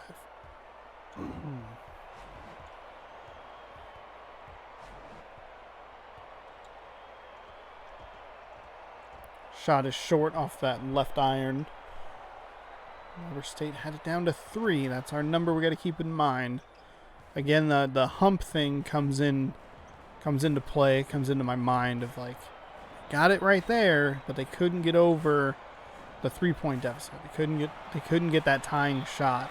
Tulsa though knocking down a nice circus shot too. It's going to be a foul, and they'll go to the line for an extra point. Not a literal extra point, but just an additional point. It's no good though. Unfortunately, unable to take advantage of the 3-point play opportunity. That's right, basketball company that may be named after a certain type of basketball play. I don't give you free advertising on this channel. 33-28. Tulsa's given themselves an opportunity again to cut it down to a one possession game. Instead of passing to the open player to the left, he passed to a covered player, which is stupid. There's a 3 for Tulsa. It's short off the left iron. No go. So Weber State will get the ball back. Good defense by Tulsa. Defensive foul. Weber State's going to have some words. The Cat's going to talk to that Hurricane and say, what? What?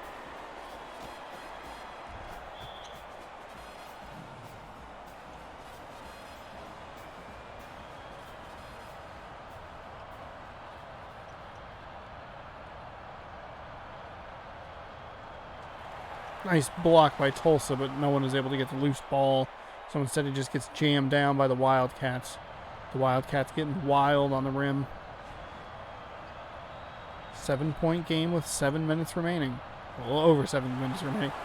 And that circus shot keeps going down. I don't know what it is, but the Hurricanes just keep doing that flip up behind them. And they're like, oh, that went in? I got fouled? Whatever. No big deal. But they can't convert on the additional point attempt.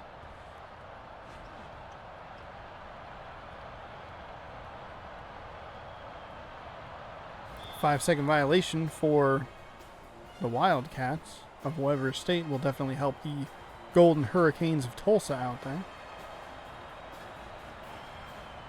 By the time I saw what was happening, it was down at 1, and I was like, I can't get a sentence out.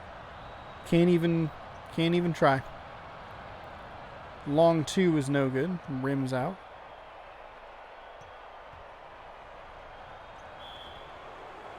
Defensive foul in the process of shooting. We go to the line for 2. Front end is good. 6-point lead. 7-point lead. So it was 3 at 29-26.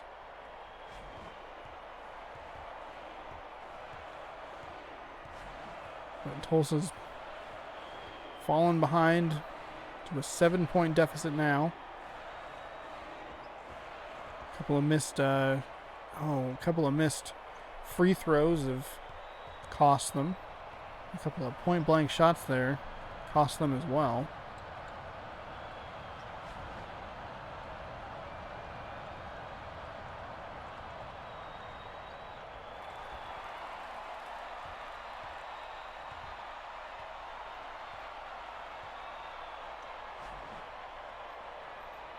Quick pass is inside. Hook shot no good. That rebound is no good either. Just can't get anything to drop. Fortunately, they're playing well enough on the defensive end to not fall too far behind. But Weber State with a big 3 there to push it to a 10-point lead. And I wonder if we got Tulsa's best push. Which is unfortunate. I don't think the Golden Hurricanes have ever won a game. And Weber State had the worst outing we've ever seen. Worst full game outing we've ever seen, at least. They scored 19 points against Clemson in March. Mascot Madness won. Somehow. 19 total points. I know one of the scores says that it was a 10, but it was not a 10. It was probably a 40. And I just fat-fingered it and missed. You know? Tulsa can't convert on that, but Weber State with 19 total points. We had a really bad second half performance earlier. Temple sounds right. And they can't even get that to go. They can't get that to go. They can't even get that. Those were 3 point-blank shots at the rim, and they can't get them to drop. Weber State shows them how to do it. Just jam it down. Not hard. Jeez Louise.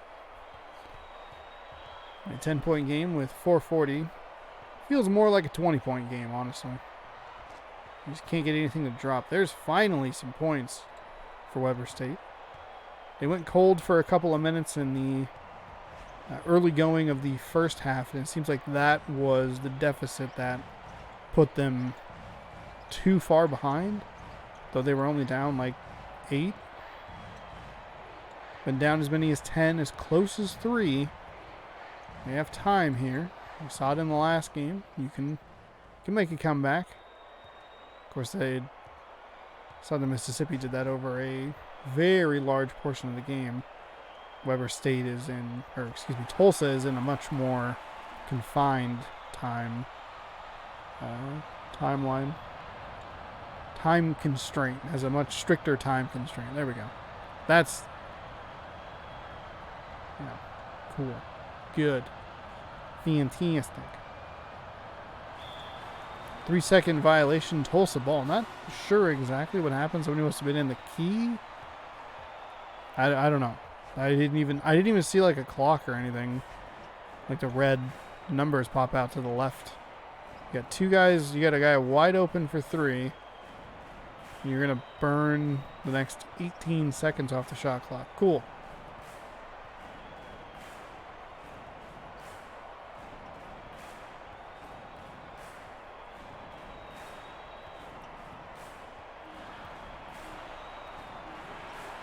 Three seconds remaining on the shot clock. They cut it down to 6 with 3 minutes remaining. So a 2-possession game. Some strong defense. We can get a fantastic finish for the 4th game of this part. Weber State comes right down the court and scores. Tulsa has plenty of time. Like, I don't mean to sound like 4 minutes and 10 points is impossible. Just the way Tulsa's been playing has not led me to believe that a 10-point deficit is overcomable for them. You know? And also it feels like they need more than 4 minutes. 2.5 minutes is a lot of time to work with. I mean, realistically, I would say you have 1 minute and 11 seconds to get 3 points, let's say. 3 points or 1 possession maybe. Make it a 1-possession game if you can get a couple of 2s. But that way you don't have to rely on fouls and free throws and that sort of stuff. Just get yourself as close as possible and let your defense do what it can do to try and get you some points on the offensive side. Unfortunately, the offensive side of the ball turned it over for Tulsa. And Weber State, after getting fouled, makes both free throws.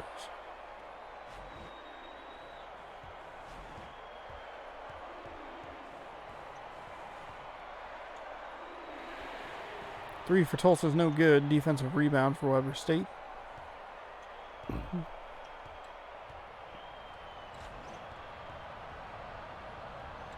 Feels like a game that doesn't look out of reach, but feels out of reach. I've talked about it before on this, and I'm sure a bunch of other parts, but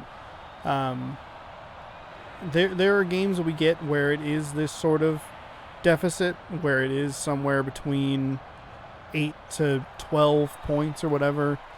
And for as much as I've talked about like getting over the hump, getting close, getting 4 points, 3 points, nice shot there to knock it down to 5 with a minute remaining. You don't have to foul right here, though you're not giving yourself a ton of time. I talk about that a lot. There are games where it just the lead balloons or it gets close and then falls apart, whatever the case may be. Weber State will Tulsa, will start to foul here.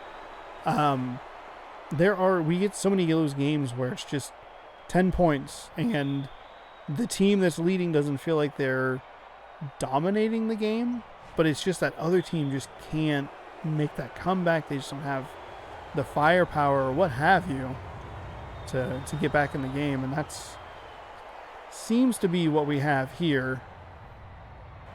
Just a team that is in control enough against a team that doesn't have enough firepower to get back into it. There are still 41.3 seconds remaining. There is only a 7-point deficit. Tulsa does need to work with some pace here, which is an issue. For as much as I talk about this game being better about situation recognition, it does struggle sometimes. Try and free him up here for a 3. You're running out of time, Tulsa. You need to go. That's a 3. It's no good. It's out of bounds. And that's probably going to be it for this. Weber State will probably move on to face the Golden Eagles of Southern Mississippi.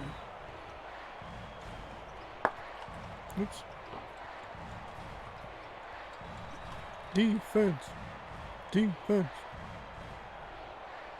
that's what it'll do.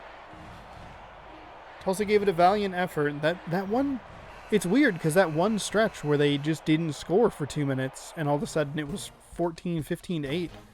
That was the difference. They were, aside from that, they were even with them.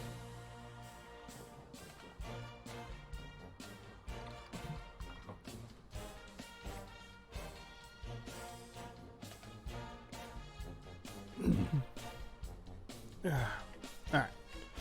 So we'll do this. Go here. 50-43. Weber State is moving on.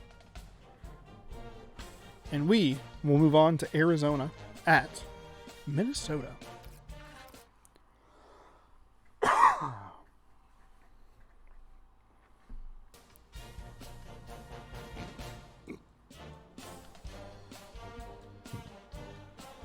Normally this is where I would take a break, but there is something happening. My favorite band of all time, Me Without You, is announcing something at midnight tonight. Well, I know what they're announcing, but they're announcing a tour, which is kind of weird given the situation going on right now. But they're announcing a tour, and they're announcing a repressing of their third album, Brother Sister. And I missed out on their other one that they did, which was Catch for Us the Foxes, which is my favorite album of all time, Arizona. So I'm going to try and get through another game or two, and then I'll take a break and take a peek at that. Minnesota. The Golden Gophers, who I believe we saw in the first 4 tournament. So Arizona, Minnesota, in Minnesota. I'm going to guess Minneapolis. I put an N in there. Minnie and Minnie Mouse in Annapolis. So yeah. I think they'll probably announce some cool, like, packages and stuff. Which they did with their second album. It's just weird because they did a 15-year tour for their... I'm going to pause this for just 1 second. They did a 15-year tour for their first album, but they're doing a 14-year tour for their third album, but they didn't do one last year for their second album, and it was weird because it was 15 years old, and I was hoping they would, and then they didn't. Anyway, I have zero confidence in this. I forgot to do the bracket update. I have zero confidence in this. Is in first with 18. The Beebs is in second with 17. I hope I win. I've never done this before. Is in third with 16. Just Guesses is in fourth with 15, and then I am in last with 13. So I think I'm 2-2 today. Not great. Either way you slice it and dice it. We'll get started here. The Minnesota Golden Gophers. We really have 3 golden teams. Golden Eagles, Golden Hurricanes, Golden Gophers. I guess we did. Not intentional. These games are randomized. I didn't even think about it until just now, because I've been talking about Golden Eagles and stuff like that for the last hour. 3 for the Gophers is up and good, so they answer Cowboy Wildcats 2 with a 3, and they take the lead. So there you go. Each team has had the lead. Still early, but each team has had the lead. Will I remember that if the time is relevant and necessary? Or like when it comes? No. No, I won't. Won't remember that at all. So we have a 3-2 game here. Minnesota took an offensive foul, so they got the ball back. Took a charge, I should say. It's too bad that it doesn't give the foul call. It just says offensive or defensive foul. Because granted, most of them are just like, oh, it's a blocking foul, or it's a charge, or it's a whatever. But it would help me, game. Okay, if you could come back and patch this to make that a little better, that'd be great.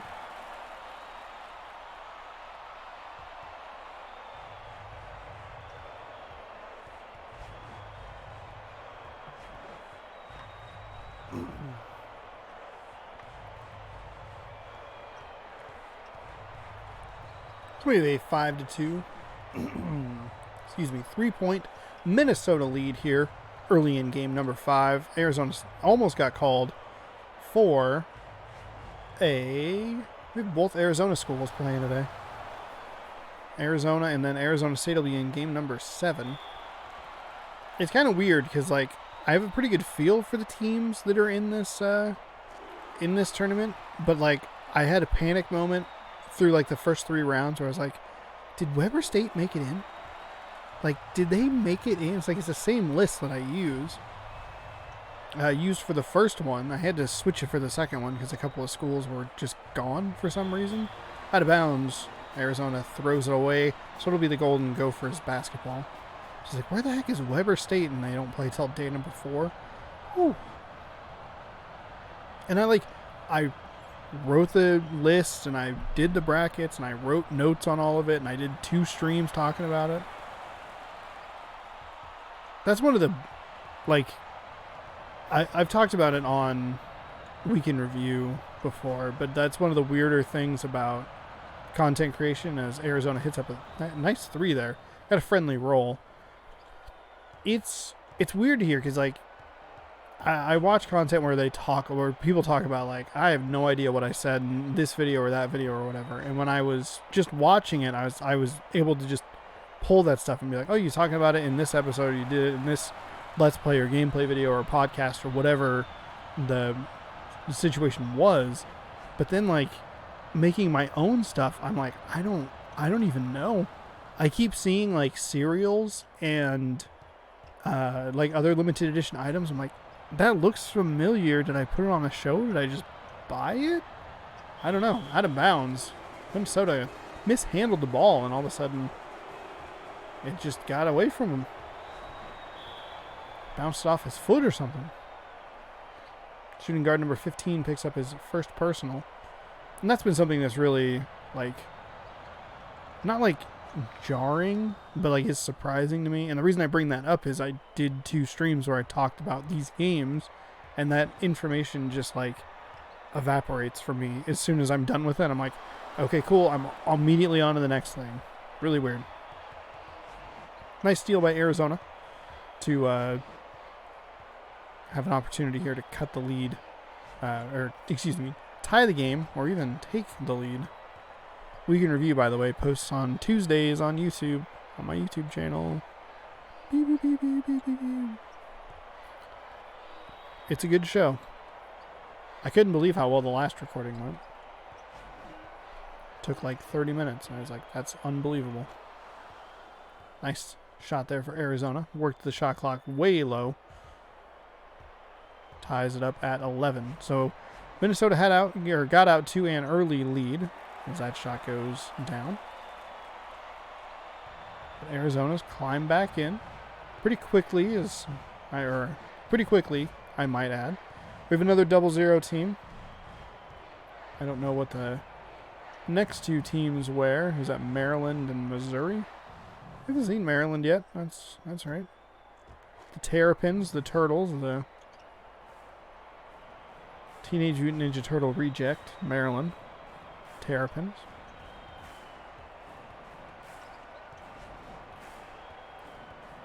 Minnesota, Arizona all knotted up at 13 with 5:11 to go.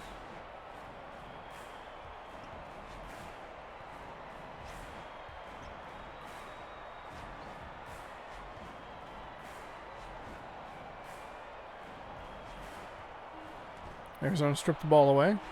They're going to... Minnesota, I was in the process of saying that Minnesota is going to have to jack up a 3 because they were low on the shot clock. And he immediately was like, I'll just turn the ball over now. That's fine. I'm okay with that. I'll just step out of bounds. Deep 3 for Arizona, and it's good. So 16-13. Arizona, a consistently good college basketball team. Surprisingly to me, I don't know why, but they're like, Arizona's good. And I'm like, oh, okay. I don't really associate them with being a great team, but all right, cool. You do you. They did that NBA, the prelude to NBA 2K whatever, the good one that had the gamer score in it, and Arizona was one of the schools you could pick because it was a top flight program, and I was like, weird. Yet you couldn't pick Gonzaga or anything. There's only a select. I think it was 10 schools maybe. I went to Arizona because it was the closest to where I was. I also wasn't really going to play the full retail game, so I didn't care. I just wanted my 1,000 gamer score, and then I got out. And then they released like 2 more of them, but they never put any gamer score with it. And I was like, what? Well, these have trophies on the PSN. What is this trash?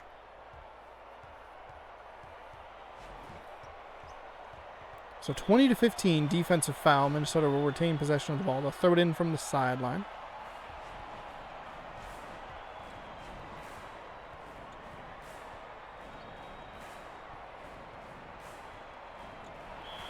Defensive foul. Another reach in. Arizona's starting to pile up the fouls. They had 2, now they have 4 in pretty quick succession. Not typically a problem in the first half, but if Arizona does foul a couple more times, Minnesota will get 1-1 from the line. Nice easy layup for the Wildcats. And Minnesota's really struggling down the stretch here in the first half. They were up early. Arizona came back and tied. Now Arizona's up 7.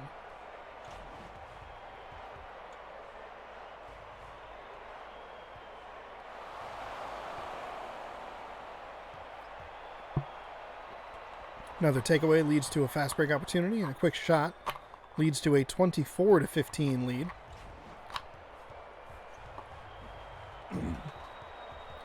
Bum bum bum bum bum bum bum bum bum bum bum bum bum.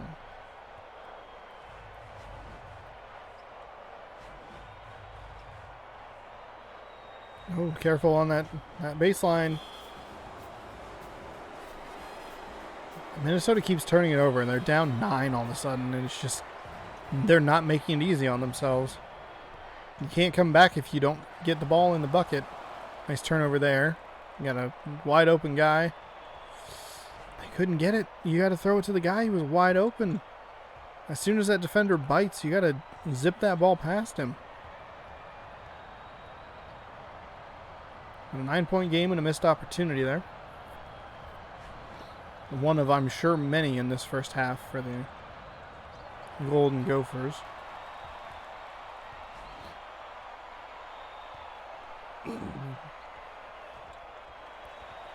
Can't get another couple of point-blank shots to go down. Still 9 points. Passes back out for 3. Arizona's giving them a chance to hang around if they want. Minnesota's just not really taking that opportunity. There's the points to go down. And a touchdown game, 24-17. We won't get our 23-19 game, that's okay. Arizona working around for 3. He way overran that spot. That pass was late. And that's going to lead to a turnover for the Golden Gophers. Got a guy coming up on the right. Oh, on the left. Okay, all right, that works. I was more thinking because it looked like the defender had shifted a step to his right, the offense's left, and gave the player streaking up the right-hand side of the court the opportunity to be wide open. But instead, hey, it almost worked. Had an opportunity for a 3-point play, but the shot didn't go down. Minnesota picks off the ball yet again, and they're going on a little bit of a run. Could have a little Louisville, South Carolina style game going here where teams get out to pretty big leads or chunk leads and then immediately give them up. The other team then grabs that lead, gives it up. But as it stands with under 30 seconds to go, no shot clock.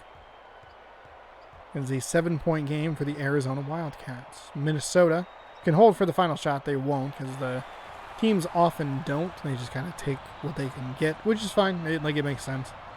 If you get that situation where you can slip it in quickly and into a nice offensive position, throw it up for 2, why not? Fade away 2 for Arizona. Minnesota wildly misses a 3-pointer. And we have a halftime score of 26-21, and the Golden Gophers are going to get first crack at it in the second half. He could pass out to that wide open 3-point shooter. Looks like he'll kind of just get stuck. He'll finally pass it out. Not much going there. Into the corner, and that's a double team. Arizona has a lot of players on that side, and they finally get a nice little up and in layup for the Golden Gophers. So down to 3 now. Almost a steal. On his butt. Throws it up past half court. That was the most bizarre thing I've seen yet, is that player that was just sitting on their backside and just holding on to the ball and got a 10-second backcourt violation. That was really odd. Minnesota does come away with a steal eventually. 26-23. Do they go for the 3 and the tie, or do they go for the 2 and the 1 point deficit? Pass was a little bit floaty. There's a nice shot, so they'll go 2 to cut it down to 1. So 26-25. Arizona looked like they were looking for 3. Not a whole lot going there.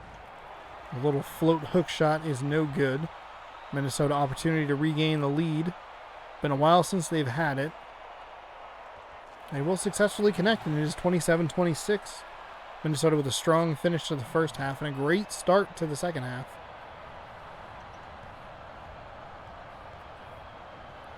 Puts them in a position where they are up by 1. Or at least in a competitive position. I mean, blowouts are a thing. They happen. Obviously, you don't want them because they're boring to watch, but you can work with it. Come up with a quirk where you're reading a Halo book. Potentially illegally. Nice little side fadeaway jump shot by the Golden Gophers. 3-point lead for Minnesota.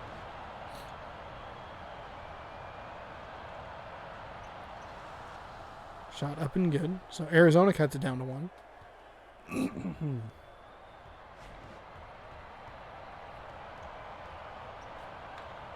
Minnesota looking for 3. It is good. 32-28.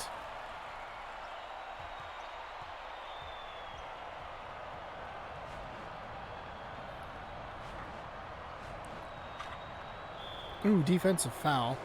Hey, I mean, at least the Gopher fouled him hard enough to where he didn't get the basket. If you're gonna foul him, make sure he doesn't make it. Don't get a little ticky-tack foul on the wrist, and all of a sudden he has, next to no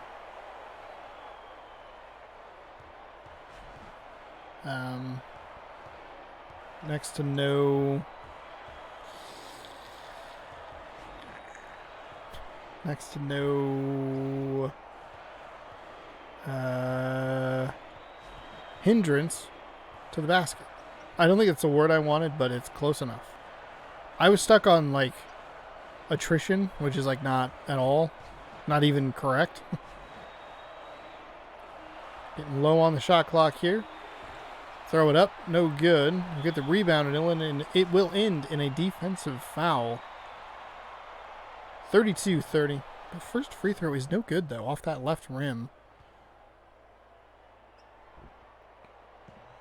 Second free throw is no good, but there's a weird animation. That's happened before. The ball just kind of sits there and the player AI breaks and doesn't know what to do for some reason. So Minnesota catches a very lucky break and then immediately makes a very dumb mistake. That's going to be 3 free throws for the Arizona Wildcats. Oh, no, it was just 2. Okay.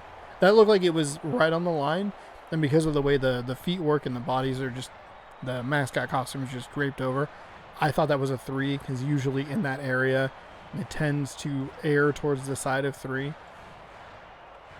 But just a 2. Shot is missed. Or blocked, I should say. Nice little putback there. And 36-32.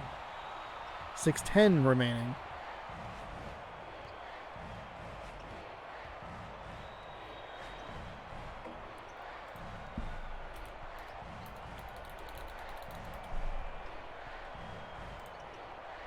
Oh, they even they'll be back in 35 minutes. Okay, cool. I went to the Me Without You website and I was like, oh, cool. This is, I noticed that their stock was a little weird today when I was looking around. I was like, there's a lot of stuff that's sold out. This shouldn't be here. But they completely closed it. If I'm being honest, I was hoping that it was going to be one more album before they're done. Because that's the big thing about 2020 is after 2020 they're going to be done being an active band, which it means they'll probably do shows here and there, but I'm assuming it'll be very rare. Very rare, if at all. But it also gives them the benefit of saying, like, they don't have to have one farewell show and then 3 years later they're like, oh, some other band is playing. That happens a lot. Especially with some of the stuff, like some of the bands that I follow, when it's like, oh, they did like their farewell tour, and I'm like, cool. And then like 3 years after the fact, I learned that they made a new album, and I'm like, wait, I thought they were done. And then I read their Wikipedia, and it's like, oh, back in 2011, they got back together. And I'm like, oh, all right, well. Cool. Anyway, enough about me without you, which their website will be back online in about 33 minutes from now. So we need this game to hurry up. I don't have to be there right at 9. I will, though. Here's what I'm hoping. Here's what I was thinking about as I was walking home. As I was walking home, I was like, well, if the game is a blowout, you know, it's actually gonna time out pretty nicely. So there's 4.5 minutes to go in this game. It is a tie game, 38-38. It's probably a much more exciting game than I'm giving it credit for, because I'm talking about just about anything that's not the game at this point. This little move inside. The games take about 30 minutes or so. So if I just kind of quickly exit, and if the challenge website fucking works, which that has been the biggest hindrance in this. It just, the longer it sits on that page, the slower it runs. So maybe with like a minute to go, I'll have to try and, barring any sort of like unbearable excitement, like reload it and get that ready. There's something about it that's just not running correctly today. Actually, the last couple parts have been a little shaky. We have a 40-40 game here, by the way. In case you didn't know, it's a tie.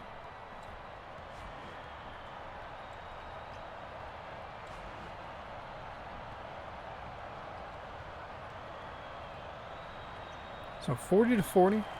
Nice little underhand basket by the Golden Gophers there. That'll give them a 42-40 lead. Remember, Minnesota fell behind early in this game. I want to say like 8 points or so. Big 3 from Arizona, and they'll take the lead.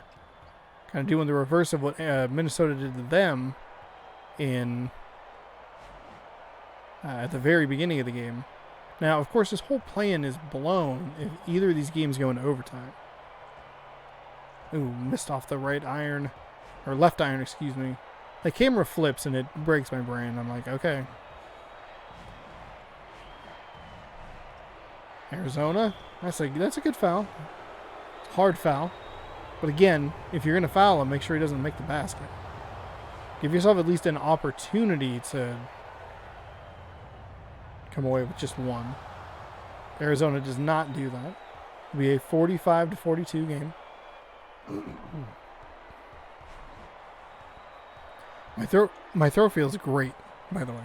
And that's not even sarcasm. It genuinely has felt a lot better the last couple days. I think it's just probably a little overworked, honestly, at this point. So I streamed on Monday. I did another Mascot Madness on Tuesday. I did Grab Bag last night. I'm doing this tonight. And I have another 4 days before no streams. Defensive foul. That was a hard foul. He'll get up in his face, and the Wildcat and the Gopher going at it. Yeah, fuck you, man. Because that's what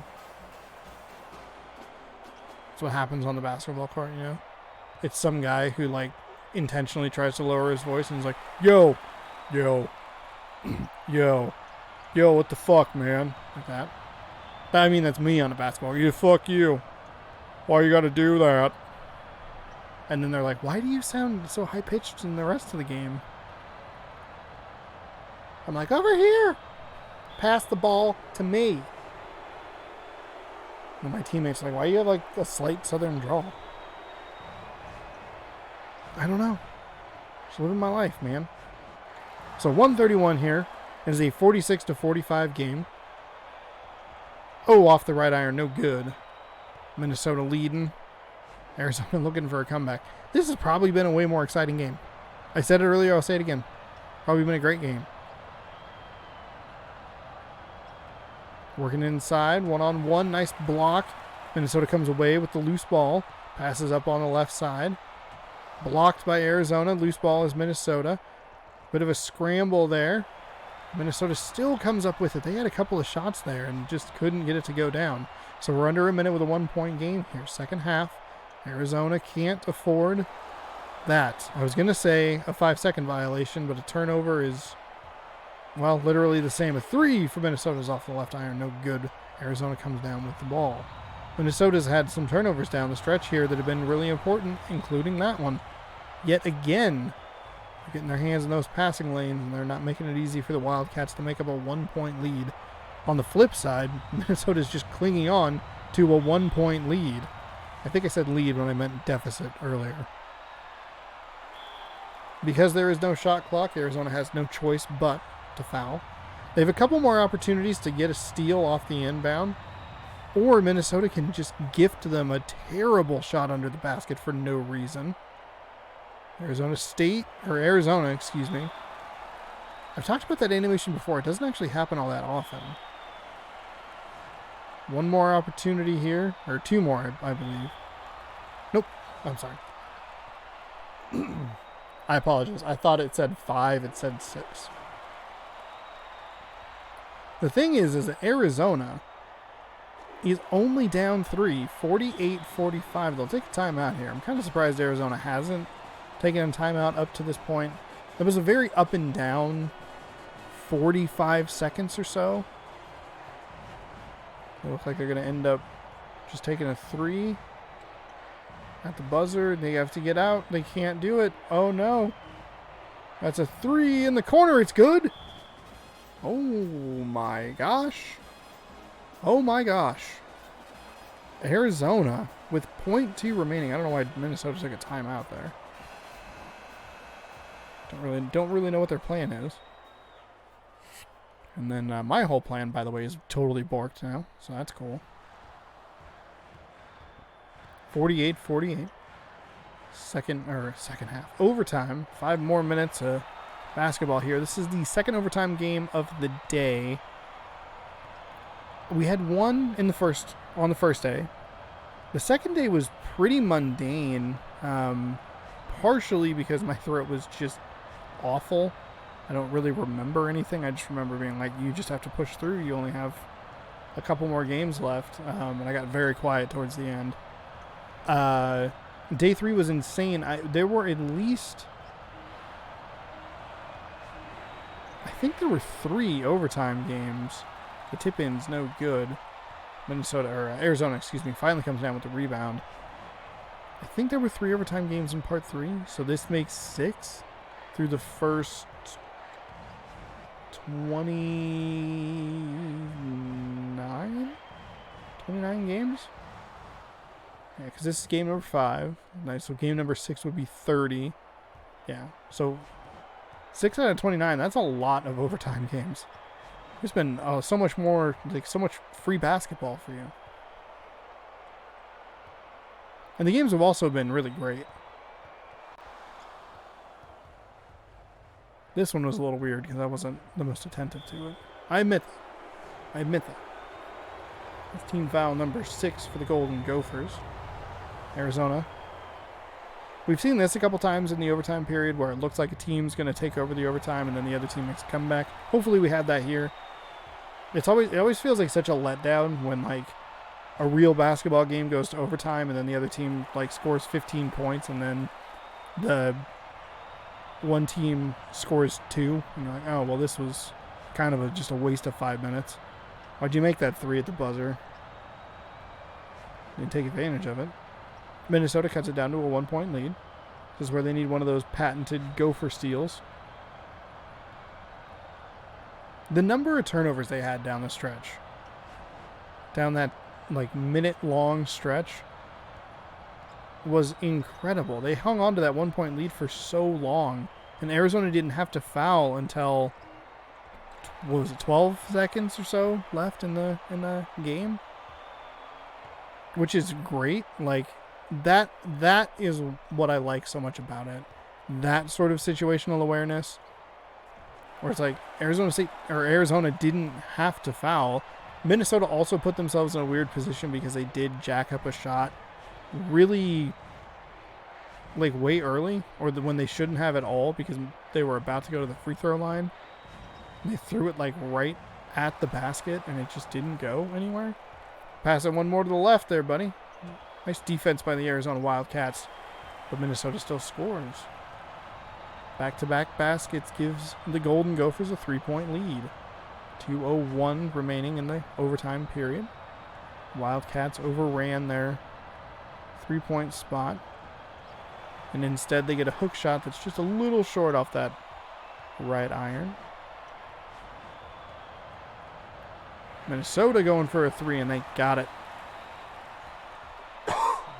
57-51 with 1:38 remaining. Nice block by Minnesota down low. Minnesota's defense is taking over. Missouri and Maryland are going to have to watch out for that. Two teams that are currently in the Big Ten now, but they weren't. I mean, that's not right at all. I don't know who I was thinking of. Maryland's in the Big Ten now, but they weren't then. Maryland would have been in the Big East?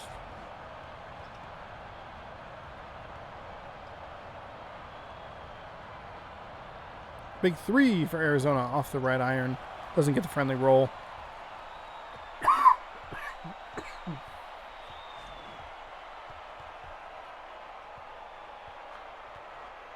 So Minnesota with under a minute to go here.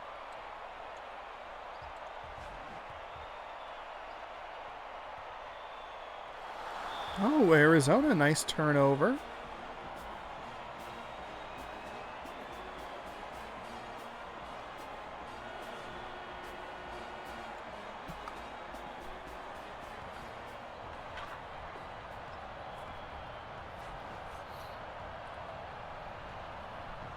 Can't get the 3 to drop, though. I guess they got the one that mattered, you know, giving themselves a shot in the overtime period. They weren't able to do anything with it, but I guess all you can really ask for is a chance. Minnesota still letting them have a chance because they missed their free throw.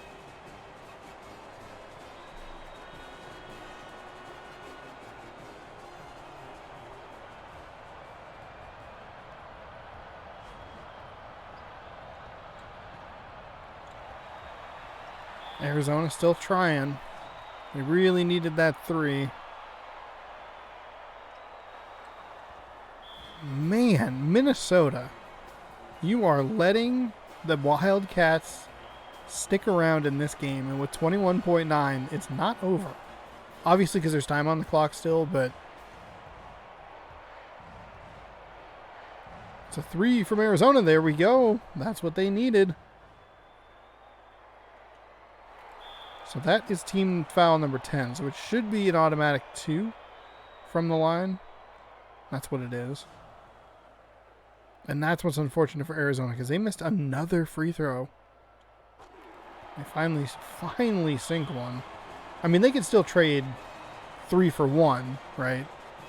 Knock a 3 down here in the next 6 seconds. That cuts it down to a 1-point game. That way, even if they're going deep, they just missed the throw. I don't know why the teams throw it down the court so far.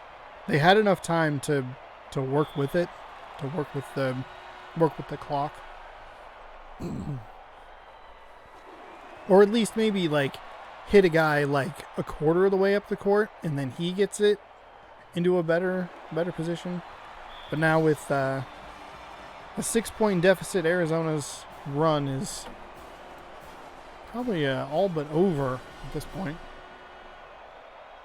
They had opportunities. Arizona had opportunities. They missed. Oh, they could get that one to go. Hook shots off the right iron, no good. They'll call off the Wildcats. And Minnesota, in an overtime I don't know. Thriller doesn't sound like the right word because I don't know, but 54.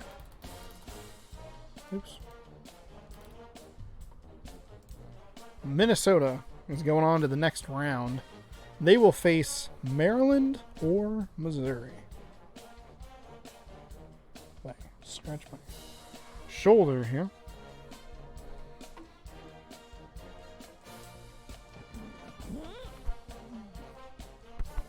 Pardon me. Here we go. So, Maryland, Missouri.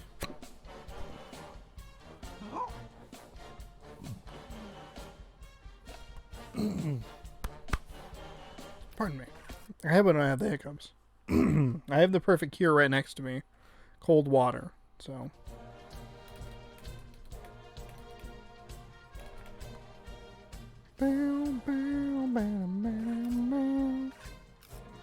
Keep doing Dynasty mode. I don't know why.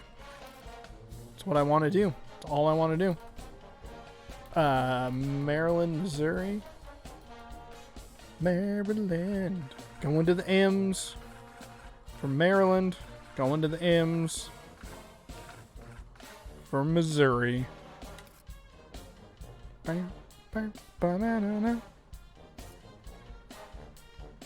From Page Sports Arena in Columbia, Missouri.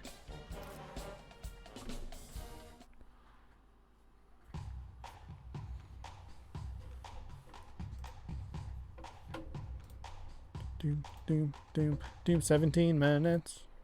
17 minutes. Here we are in Missouri. Turtles taking on some naked Tigers. Game number 6 of the day. Breezing through, I will say. It's been a good pace day. I think it also helps that I'm not constantly stopping to like look at brackets and update brackets and do that stuff. I think doing it a couple of times throughout the course of the stream works. Maybe as it gets farther in, we can see who needs what. But as for now, I could have also looked at them a little bit closer and been like, okay, the final 4 matchups are this game, this game, this game, this game. I know Alabama was important for a lot of people. Washington State was important for people. And I would assume Gonzaga would be important as well.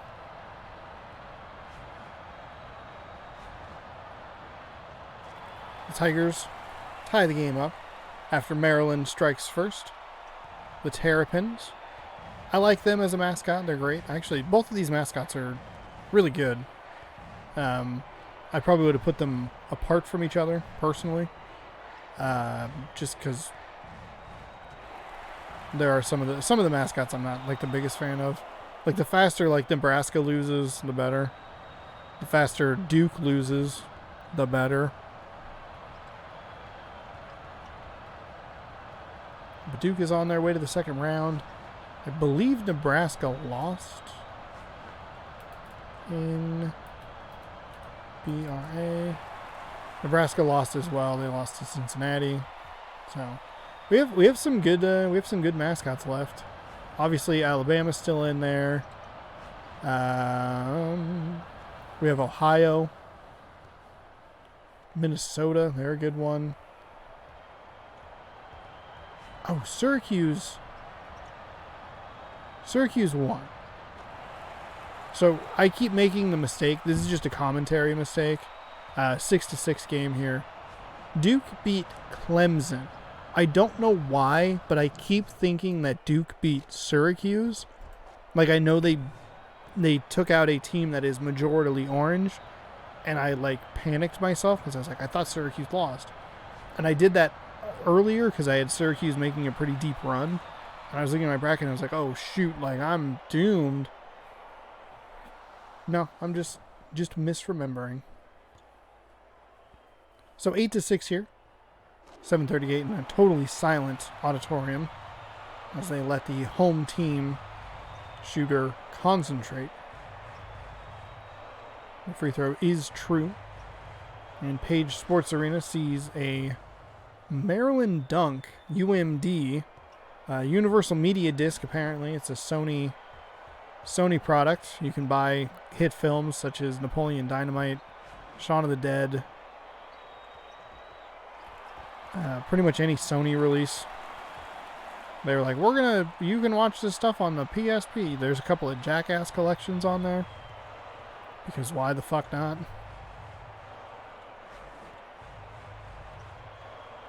UMDs were the future. PSP is a great system. I have one laying around here somewhere. I drunkenly played Napoleon Dynamite, which is, I believe it's just out of frame, but it is just like right there. You can just barely see the box on the left side of the screen. Shot is no good. The tip in is good, so Maryland up 5, 14-9. I gotta find. I had a really good time just doing like an all-day like birthday stream. I thought that was really fun.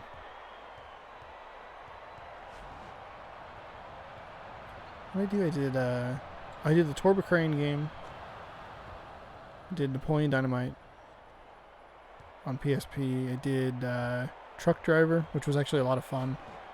And then I did my Shot by Missouri through the contact. I thought that was going to be a block. That turtle came screaming in. And then I started Super Mario RPG. That's what it was. This little 4-part stream it was very good. Nice block there by Missouri.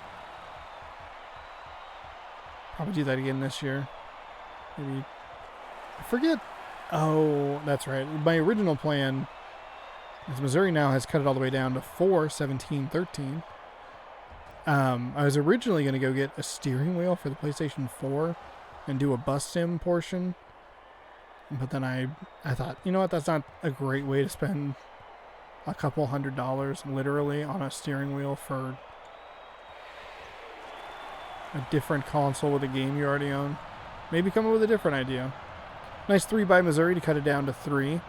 So instead I just used the steering wheel that I had already bought because I couldn't get rid of it. Find a way to get rid of it. I could probably trade it into a retro game store, but I went up to GameStop. I was like, "You take steering wheels?" And they're like, "No." And I was like, "Fudge."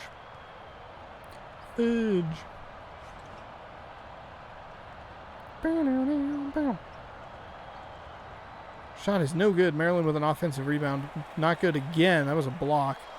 All kinds of... Well, that was a mess. That was an absolute mess of things happening. 4:15. But we'll see. Been debating the idea of bringing back Bus Sim for like a second season on a different console. But we shall see what happens. I love that game. That game's great. And Truck Driver was really good as well. Oh, you can't step out of bounds right there. 21-17 with 4 minutes remaining. Been all Maryland here in the first half. Missouri has clawed their way back in. Nice jam there. Cuts it down to 1 possession game. 21-19.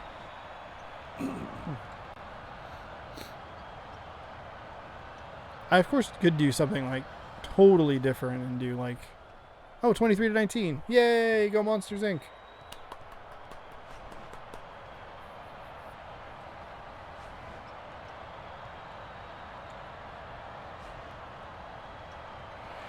Three for Missouri is no good. Maryland with the rebound up 4.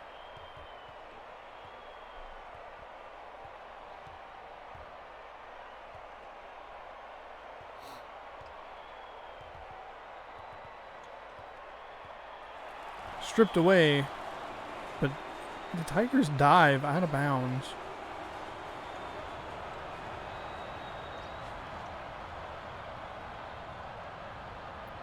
And they'll give it right back. That's a thing that's definitely improved with this game. In NCAA 2005, the steal animation was very effective, but the momentum physics seemed off. It seemed like every time a team, not every time, a large majority of the time the team stole the ball away, they slid too far out of bounds, and they just give it right back. This game has a much better balance of that, of not giving the team the ball every single time. I just found like a random cut on my hand, and that's weird. Yeah, so like the offense recovers a lot, but even when the steal goes through, the players aren't going out of bounds super frequently, which is great. I think they really hit a sweet spot with this game. I didn't anticipate this being such a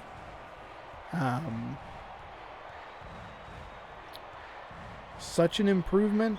Like, granted, I'm using this game in a very different way than a lot of people, or I would say pretty much everyone would use it, but at the same time, like, for what I'm using it for, it's great. It's been a fantastic game. It's really, I think, elevated the second year of the March Mascot Madness tournament to something pretty special.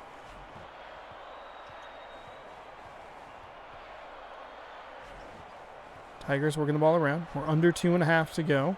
First half. Tigers can't quite seem to get all the way back. It's a foul. No shot, or no basket there. Bounced off the rim and out. So he'll just go to the line for 2. Good example of a hard foul. Make sure that they're not getting anything. They could earn it from the stripe. All the points.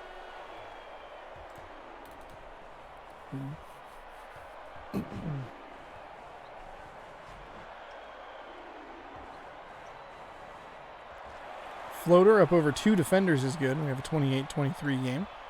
Fairly high scoring first half here. I feel like I haven't quite nailed down exactly what the average points of the first halves are in this game, or first halves are in this game. It seemed like it was upper 20s, lower 30s in the last couple, and this one seems like it's been more consistent, like mid-20s to lower 20s. Of course, you remove Miami out of that equation, and that average probably adjusts a little bit more toward the mid to lower 20s. They're blowing up all the averages. Offensive foul right before they were about to take a shot, too. That shot clock was getting very low. High fives from his Terrapin friend. They'll take the ball back with 1:17 remaining.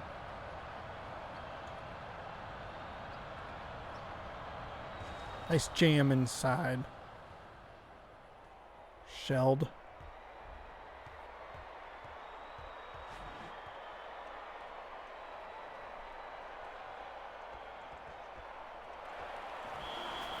Out of bounds. Nice little push there. Got Missouri pushed out of bounds, and he threw the ball off the backboard.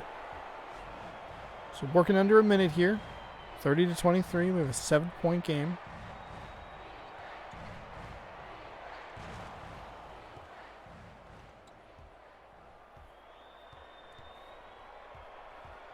Now a 9-point game, 32-23. Terrapin tried to steal away, but didn't, no luck. Missouri looking for something inside. Should have tweeted at Greg Miller about this game.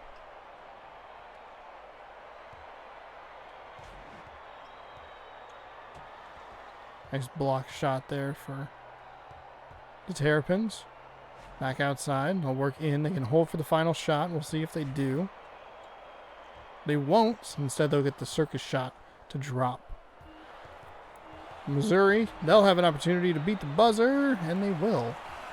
So nice little ending for both teams, adding some points on the board. 34-25 is our halftime score. Missouri has their first opportunity. Jeez, I didn't even get the sentence done. Missouri has an opportunity to get some points on the board. Cut the lead down. That's where I was going. Instead, Universal Media Disc steals the ball away and pushes their lead to 11.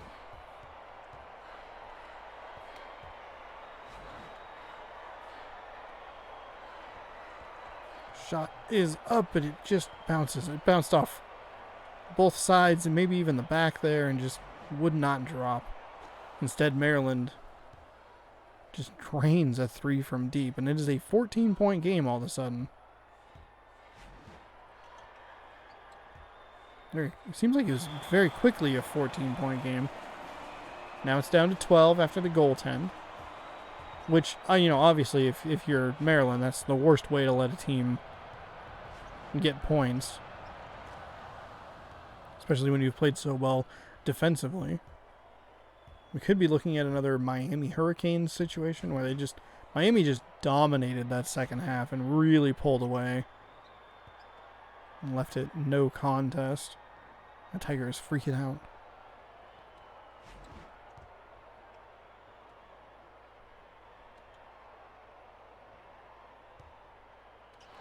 And a dead silent Page Sports Arena. Glad they put that on the court so I remember where we are.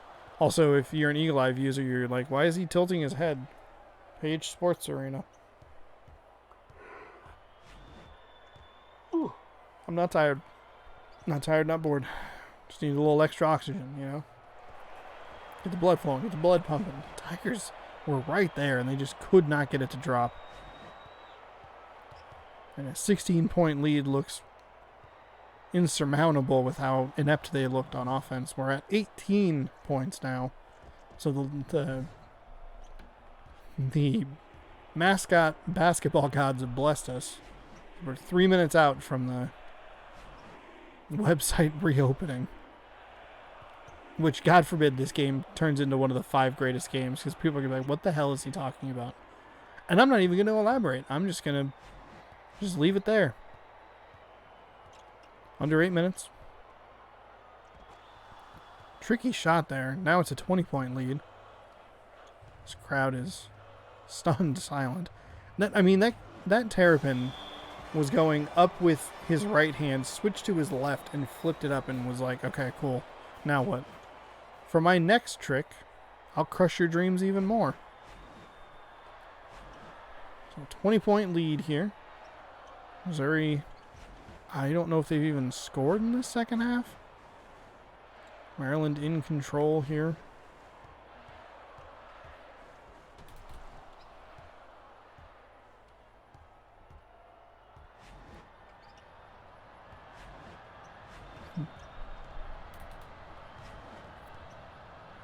So that was about 2 hours. Okay. I'm gonna need to make a quick down. 2:48.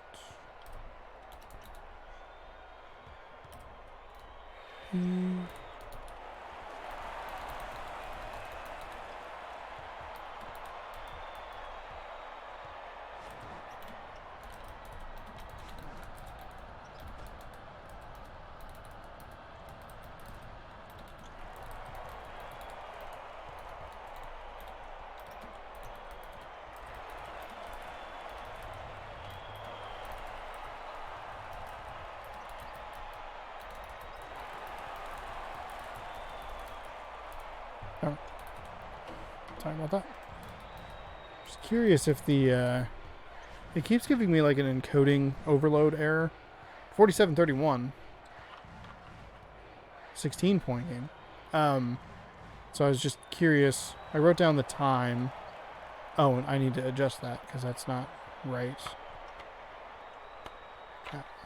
Hang on. I wrote down the wrong number. No, I didn't. I wrote the right number down. Okay, good me. Good me. Good job me. Just curious if it hitches the recording because it looks like it makes the broadcast stutter, but I don't know if it's affecting the recording or not. It pops up down there. I'm not exactly sure what the problem is. I've switched some settings around before this tournament, and it seems like it's been running a lot better, but I don't know.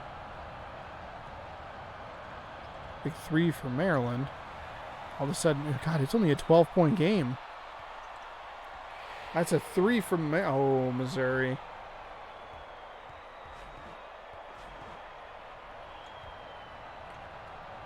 Maryland almost drifted out of bounds. Maryland was up 47-27. They cannot let Missouri back in this game. That's a 10-0 run for the Missouri Tigers.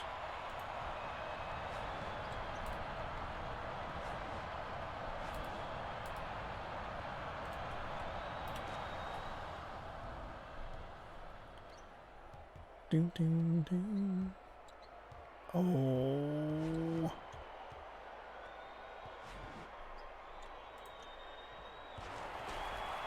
Nice jam. 50-39 now.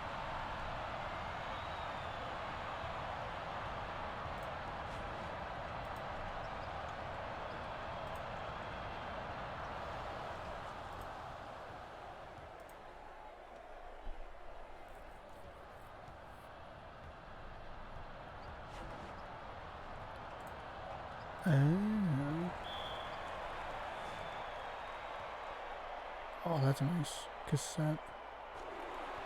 Nice make by Missouri.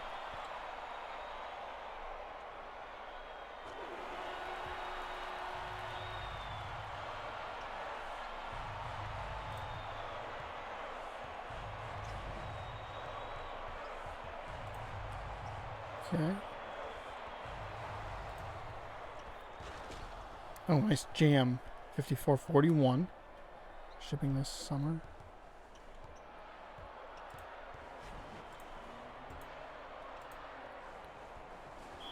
Shot is up. No good. Oh, that was out of bounds. I'm sorry. It's a 13-point game. Maryland gave them an opportunity, but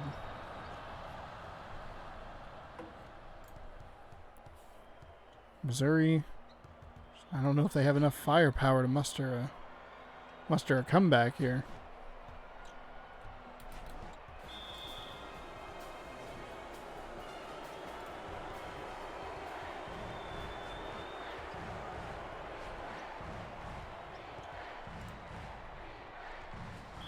Goaltending, basket counts, 58-41.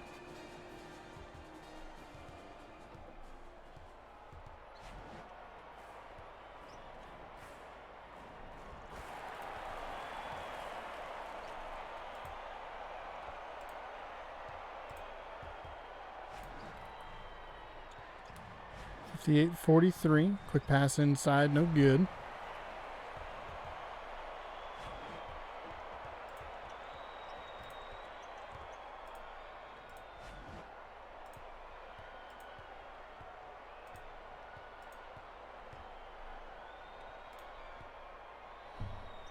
Maryland backing him down. Ooh, they almost got the turnover, but they couldn't quite muster it. Slid out of bounds.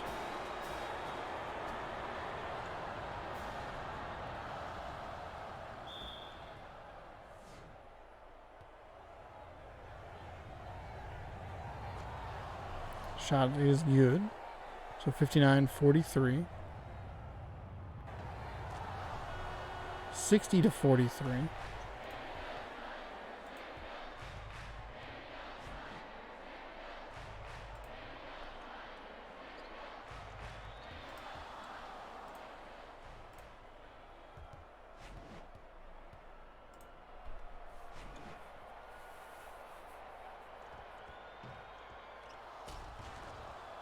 Oh, 62-43. Hey, thanks for getting blown out, Missouri. Are you making...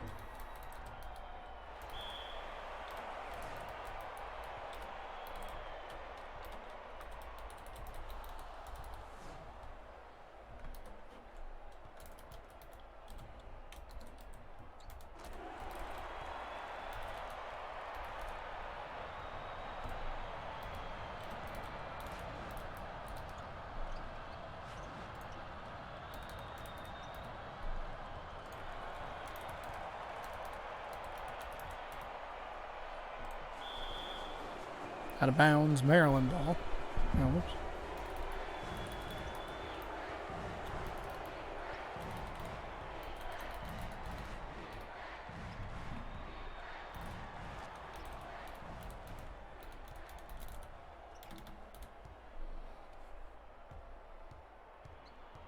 Oh, I don't. No, I don't need that. 64 to 44. 64-46. A score you can read top to bottom and left to right.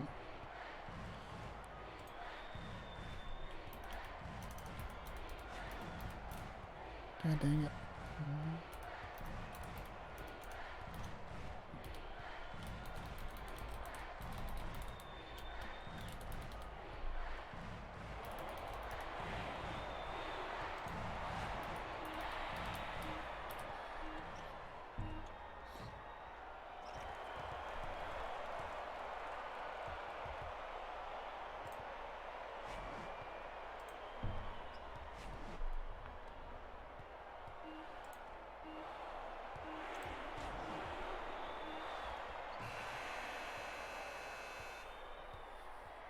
Alright, that's the end of the game.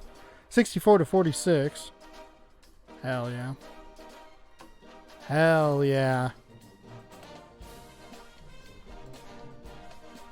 Alright, let's finish this out strong. Finish this out.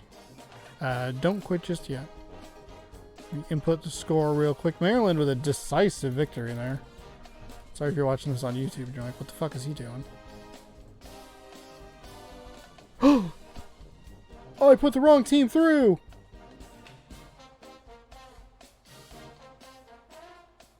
Fuck. Ah, shoot. Shoot. Okay. So let's click into the brackets here. Here's what I'm hoping. I'm hoping that no one got fucked too hard. Damn it. That's the first time I've ever done that. Okay, somebody. Damn it. Oh, I hadn't done that before and I was.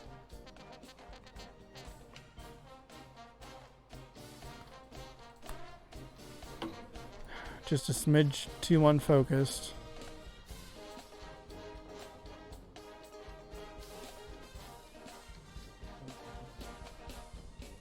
Okay.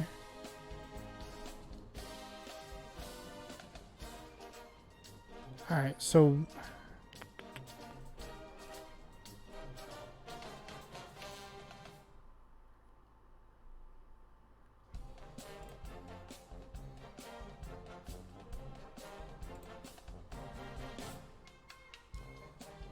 Okay.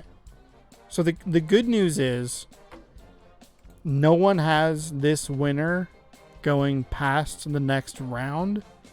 So dang it. I typed the numbers backwards and I didn't double check and I'm that's the thing. That's one thing it's gonna irk me because I'm like I should have done better. So I apologize. The standings are going to be 1 point off for everybody. Some people are going to have an extra point and some people are going to have a 1 point lower than they should have. The thing is, no one picked either of these teams to go anywhere past this round. So I am sorry about that. I also don't think it's going to come down to a single point. If it does, this will be the point that we need to look at that. So I do apologize. I goofed up. I need to pay more attention. Normally I'm really good at it. And I was too quick on it. I typed 46-64 instead of 64-46. And I should have double checked it. So I apologize. But I'm very thankful that no one had anybody pass this round. So that's a huge relief. If that's the first game I've ever goofed up like that.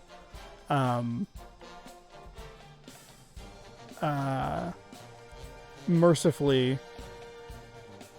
Oh God.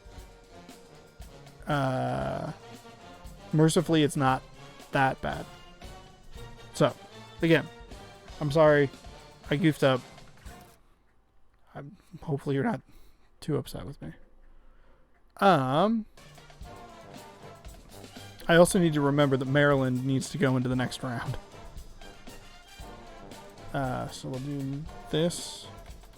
And then, real quick, we'll check the next matchup, which is Arizona State at Oregon. Arizona State at Oregon. Oregon, they're back in the tournament. They missed the last one. They weren't in the game. Maryland goes through to round 2, not Missouri. I goofed. Maryland goes to round 2. Okay. So here we go. All-American, live from MacArthur Court. We are going to Eugene, Oregon. Actually, I have not taken a break. I need to go take a break, grab a water, and reflect on my errors. So, hang out there here for just a minute. We'll be right back with the last 2 games. Thanks for hanging out. If you're hanging out, hopefully you're enjoying the stream. You're not terribly mad at me for goofing up.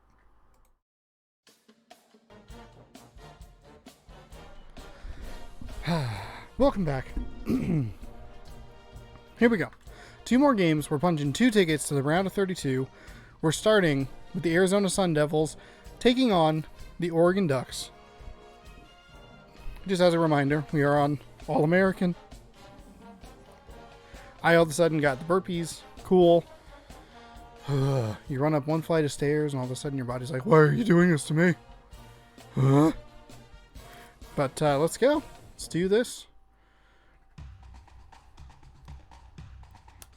Got an order placed on the Me Without You stuff. Hell yes. Doggy dog. And Oregon and Arizona State are set to tip off here. Oregon, welcome back to the tournament. Happy to have you. Your court looks a lot more interesting now than it did back then. Arizona State. Defending champion Arizona State, I believe. What the hell? Hang on. Challenge. Yep, Arizona State is our defending champion. They defeated Syracuse in the last tournament. They are going up against Oregon, who missed out on the last tournament in September because I used a different game, NCAA 2009, and for some reason, Oregon and Cincinnati were both not in the tournament, or in the game as a mascot, even though Oregon State was. I don't know why it would be. I don't know why Cincinnati wasn't in there, but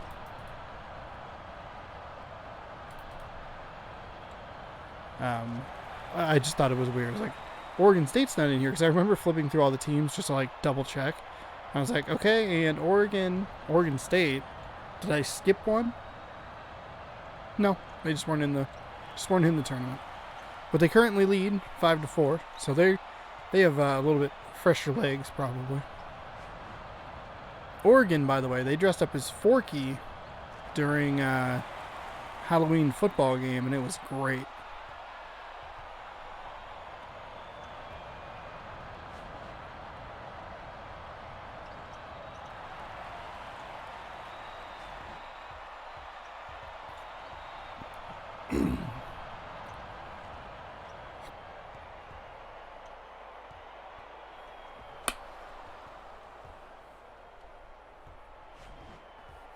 Alright, fresh smart water, ready to go for the final. God, it'd be cool if I could get sponsored by Smart Water. Welcome to the Mascot Madness Championship game, sponsored by Smart Water.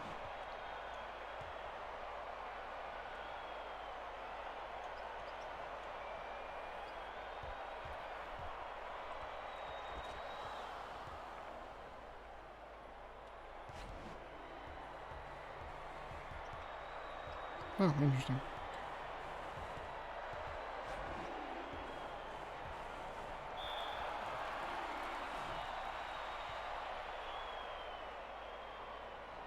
I guess I got a digital copy of an album that I probably already own.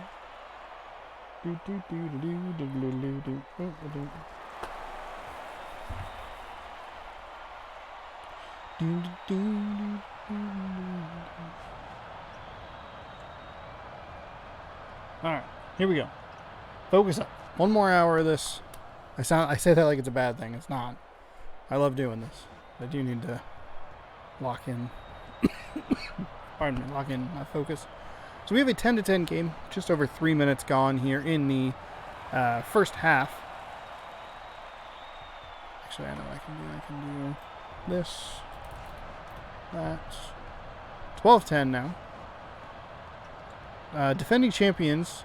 Granted, it's only been one defending champion, but we have had we had Duke win, and then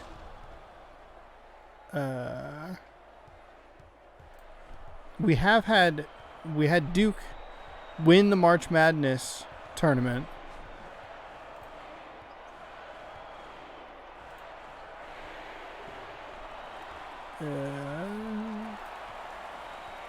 Yeah, same. We had Duke win the Mascot tournament in March, and then we had them immediately lose in the first round. We'll see if Arizona State suffers the same fate this time around.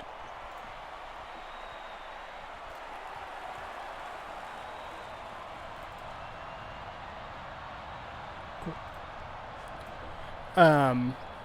I kind of hope they don't, but I also would like to see Oregon move on. We'll see what happens here. It would be weird to lose both Arizona schools in the same round, but of course back in the previous tournament, the previous March tournament, Oregon and Oregon State fell for sure on the same day, but they may have fallen in back-to-back games, and it destroyed one of the brackets that was in there. Like, they were hovering near the top for most of it, and they were kind of hinging on, not like hinging on, but like a lot could come undone if both Oregon schools lost in quick succession. That's exactly what happened. So we'll see what happens. I believe Oregon State is through to the next round. Control F, Oregon.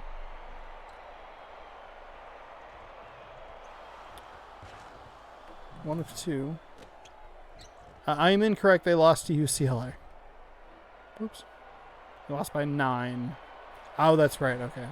They played right after Duke. I remember that now. Now that I looked it up, I figured it out. So Oregon State's already out. Arizona is already out. So the two opposite schools, Arizona State and Oregon, are their state's last fighting chance. Oregon's kind of interesting because their mascot is like very much Donald Duck through like a handshake agreement with Disney or something weird. I read a little bit about it, but I don't remember much. But it's just kind of like, yeah, they kind of worked a deal with them, and no one's really messed with it or touched it. It's more evident on the T-shirts when you see them kind of 2D drawn. I was looking at a shirt at like a sports store. I was like, that is just flat out Daffy Duck. Is that intentional? Yeah, it's intentional.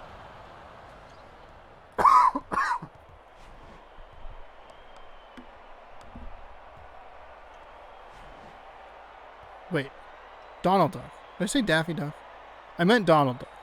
I know I said Donald Duck initially, but I may have goofed up on that other one. I played a Looney Tunes game recently, and that has my brain all confused because I already can't keep those characters straight in their universes anyway. I'm like, who is Winnie the Pooh?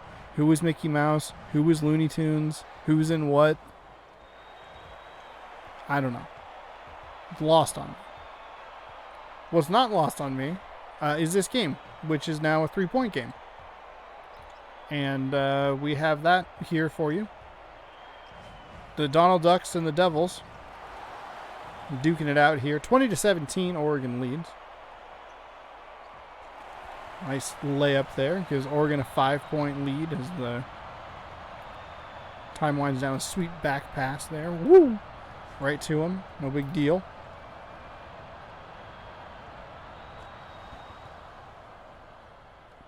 A nice deep three from Arizona State to cut that down to a one basket game. Looked like he was trying to set the screen. That's a cough that was trying to come out. It's like he was trying to set the screen there, but it just didn't.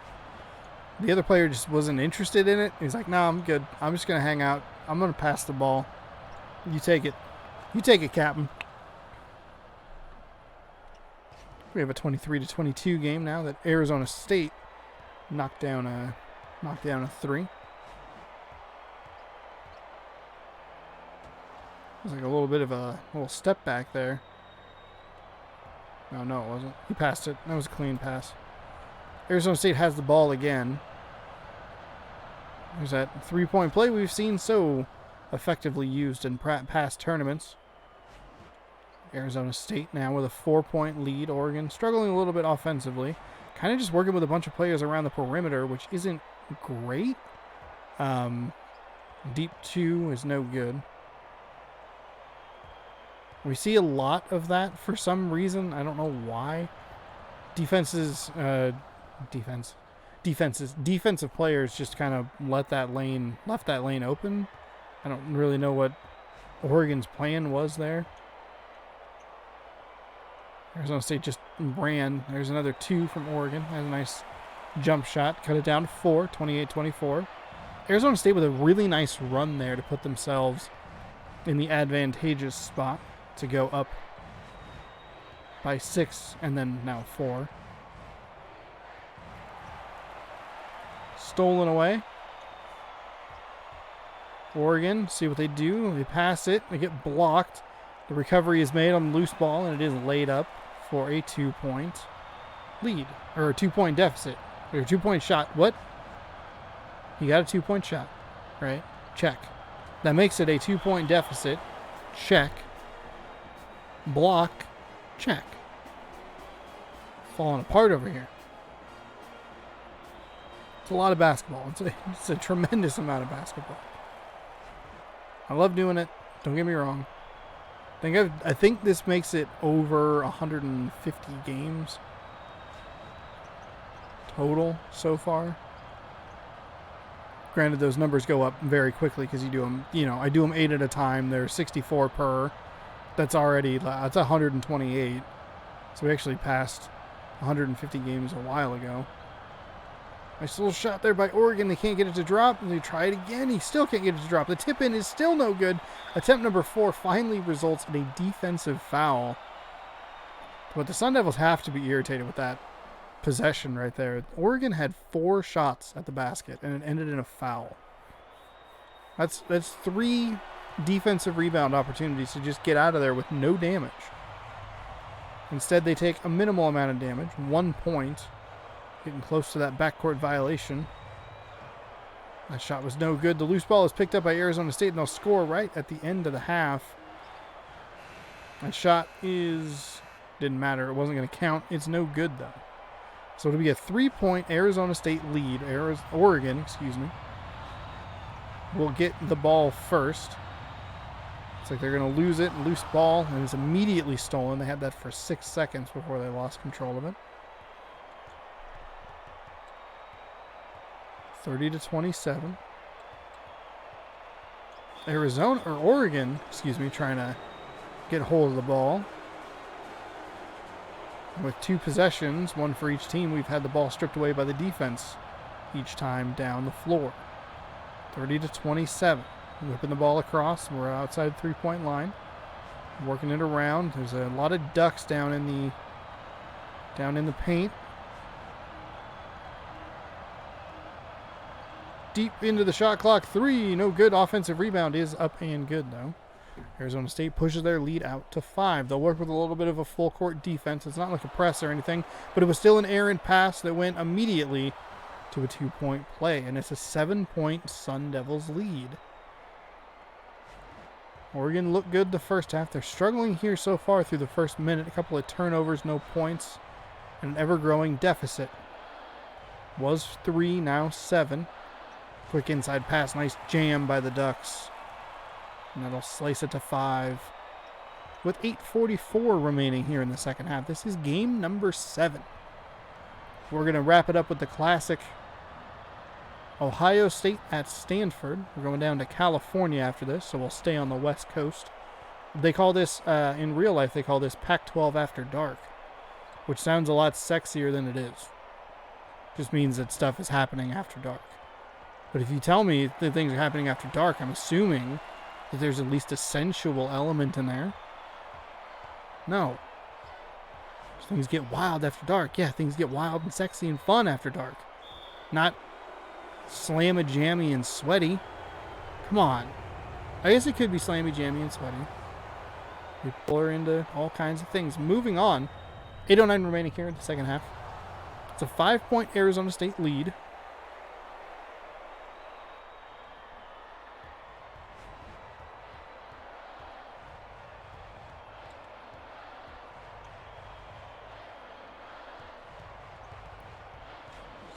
Oregon elects for a 3 here. They like the deep 2s. They like the jump shots.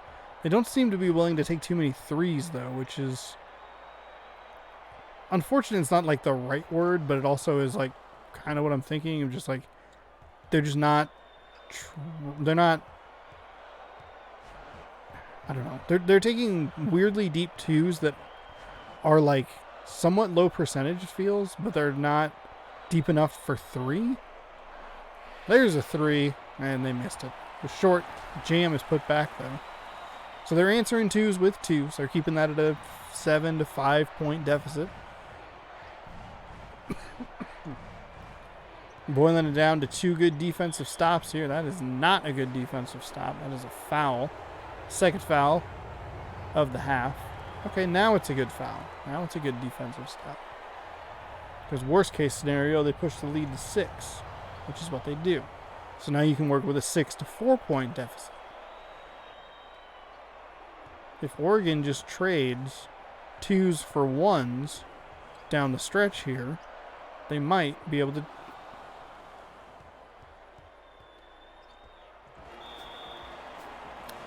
do something, is what I was trying to say. Instead, Arizona State throws it off the back of the backboard. It is out of bounds. He like walked right into that double team too. Like, guys, I'm going over here. Trap me. Oregon now down 4, 39-35 with 6:38 remaining in the second half. Trying to swing open a player for 3. 5-second violation. Arizona State, you can't fall apart like this. You can't do that. You were doing really well. You had a lead up to 7. You're just giving it back. You're not even giving it back with like good mistakes. You're giving it back with bozo mistakes. That is giving it back with a bozo mistake as well. I don't know why you're trying to shoot it through 3 defenders. It was kind of a weird... That was a weird inbound pass. That didn't make a whole lot of sense. This is a nice... Oh, nice defense. The Arizona State defense. I was going to say that was going to be a nice, easy 2. Oh, come on, get there. What are you doing, Ducks? Or should I say sucks at playing defense? Arizona State did a great job of getting the Arizona State defender just getting his body in the way and creating a missed shot. Oregon was like, nah, we're cool. We're going to just let you have it. Don't worry. I don't want to foul. Oregon, though, kind of making up for it a little bit. I spoke too soon. That was bad as soon as it left his hand. All right. Oregon now down 4. Free throws look like they've been a struggle.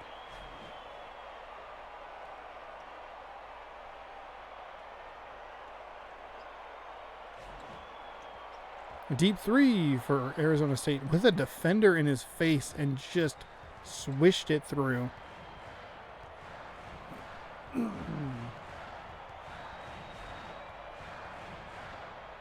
Working a player around for a 3.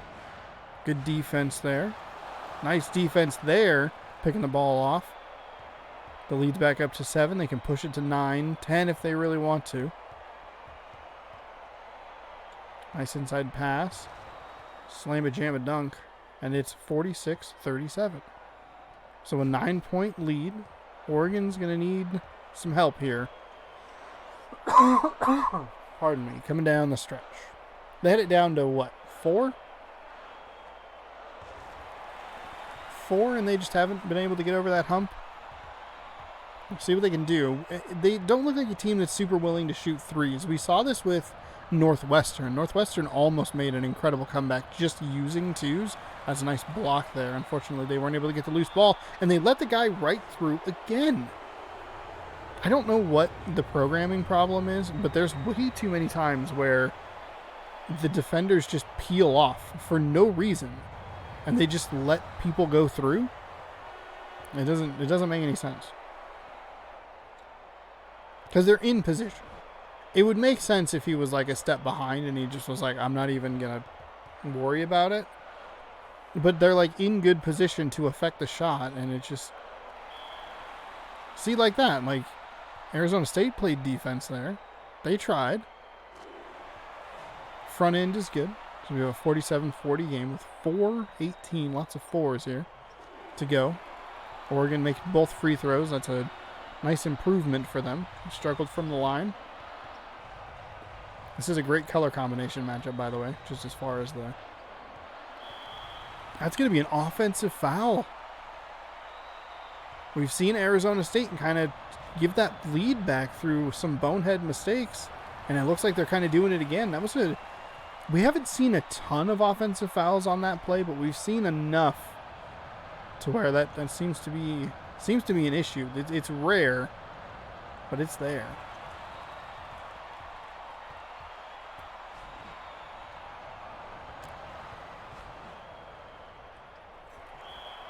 Swatted at the 3-point line. Arizona State already has 4 fouls. Oregon, though, is not making them pay.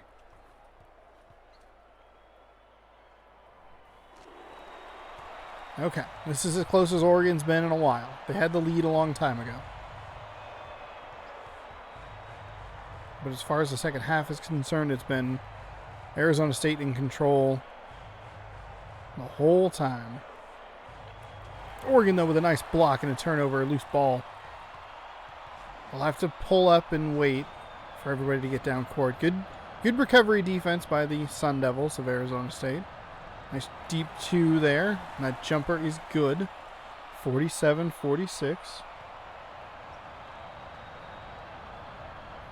With 3 minutes remaining, we have a 1-point game.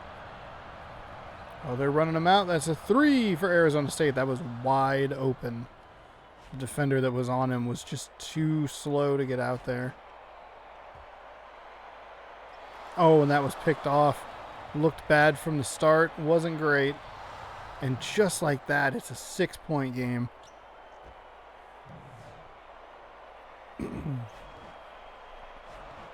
Oregon didn't even have to play in the last tournament. They're going to get eliminated in the first round. They almost threw it away again. That's a 3 for Oregon. Nice. Slicing the lead in half. All right, Oregon, one good defensive possession here. You can regain that lead. There we go. Nice loose ball grab. Got a guy way up on the left. You can pass it back on the right. They're just going to shove him in the back. He is willing to take that foul.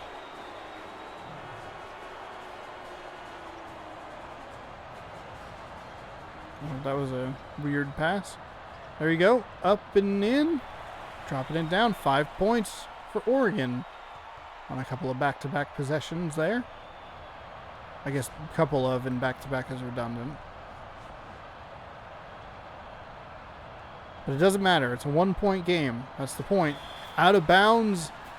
Oh, Arizona State, you like kind of lost it. It may have been stripped away.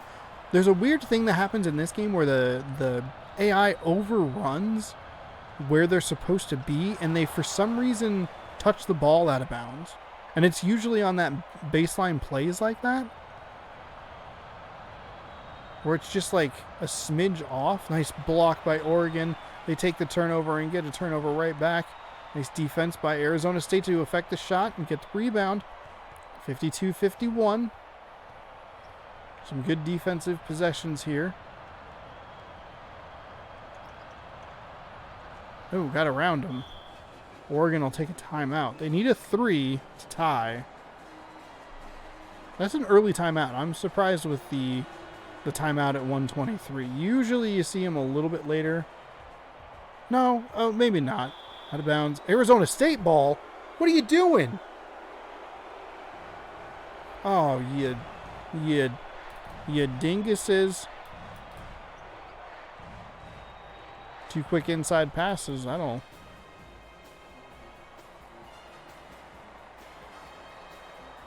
He just dribbled it out of bounds. That was weird. That looked really weird. Just a 5-point lead with 1:10. I take it back. They usually. I don't know. I don't know why that threw me off. That's a deep 2. Oregon's gonna. Arizona State's just gonna throw this ball around. There's no reason for Oregon to foul. They're fine. They'll run another 20 seconds off. They'll have 25 seconds to play with. Don't do that. God dang it. Game.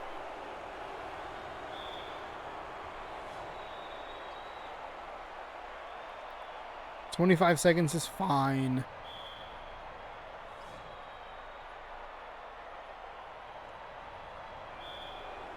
I guess if Arizona State misses this free throw, it'll be worth it. They didn't. Okay, cool.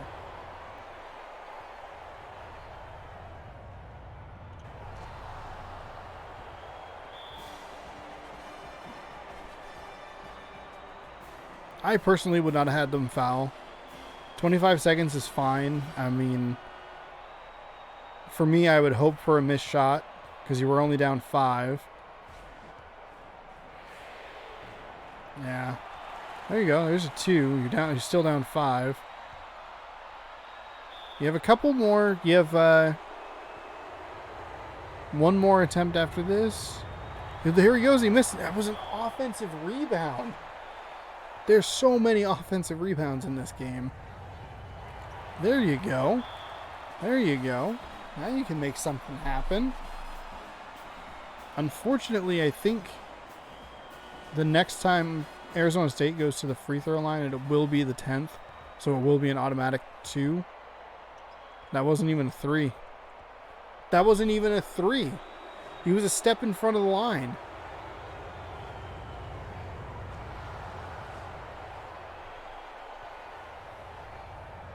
The thing is, Arizona State didn't play. I don't know that Arizona State played particularly well, but man, Oregon really faltered down the stretch. And they can't get a rebound. There they go. There's a timeout. They're still down 6. I mean, you're asking for so much help at that point. For Arizona to miss, was it 3 of those 4 free throws? That was an air ball. That was atrocious.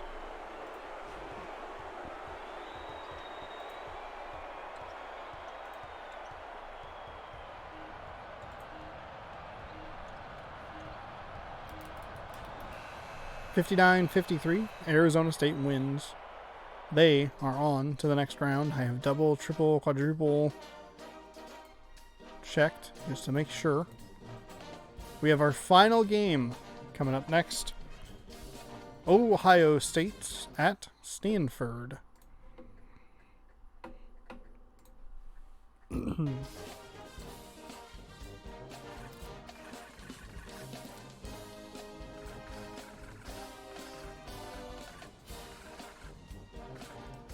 I don't know why it starts with Stanford against Washington State. But here we go. Game number 32 of the opening round. Ohio State and Stanford.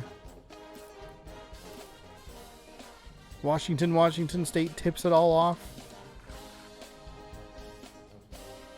Ohio State and Stanford, they end it. We're going to California.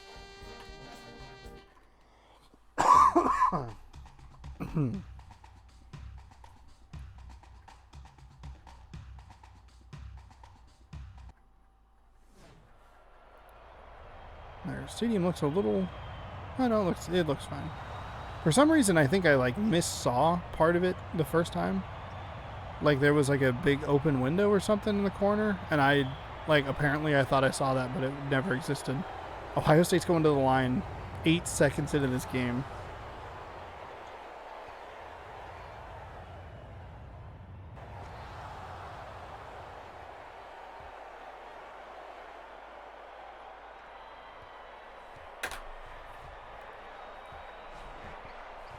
Two to nothing game here. Ohio State makes both free throws. And Stanford. Maybe it's just the angle is different.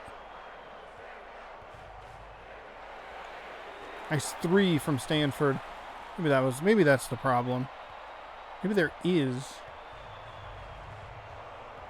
kind of an open area. Because I remember the first Mascot tournament, the first March Mascot Madness tournament was at a different angle. I wonder if that is part of it.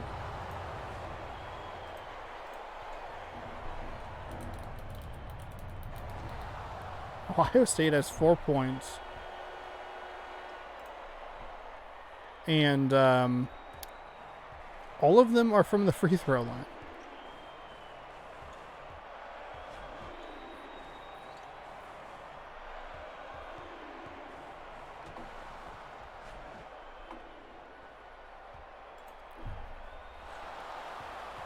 Four to three.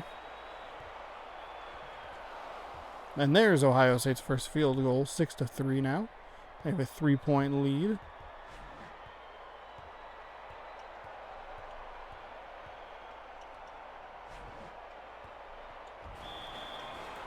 Out of bounds. Stanford's getting the ball back from retaining possession.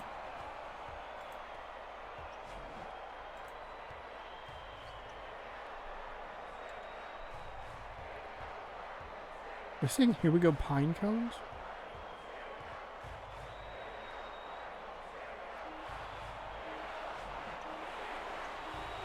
Oh, he's got to get it up.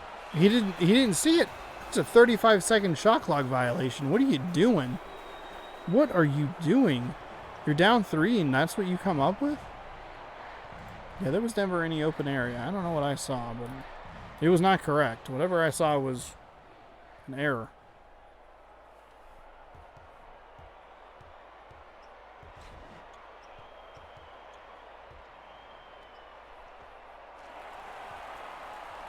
Up and good. So Stanford now down 3, 8-5.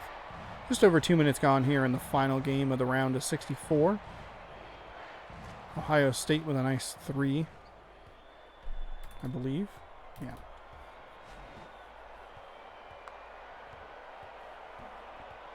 Stanford running somebody around. He did not run to a 3-point spot. I don't know if that's exactly what they were going for, but that's what happened. 11-7. This game does switch home court. In March, it's in Stanford. In September, it's in Ohio. Just like in March, it's in Pullman. And in September, it's in Seattle for the Apple Basket. Leads off the whole tournament. Tips everything off.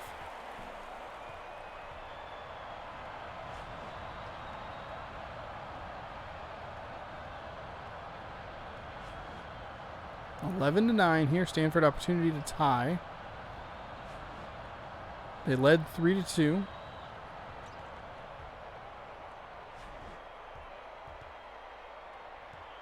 I really don't like that Brutus the Buckeyes numbers are gray because it doesn't look good on the back of their shirt.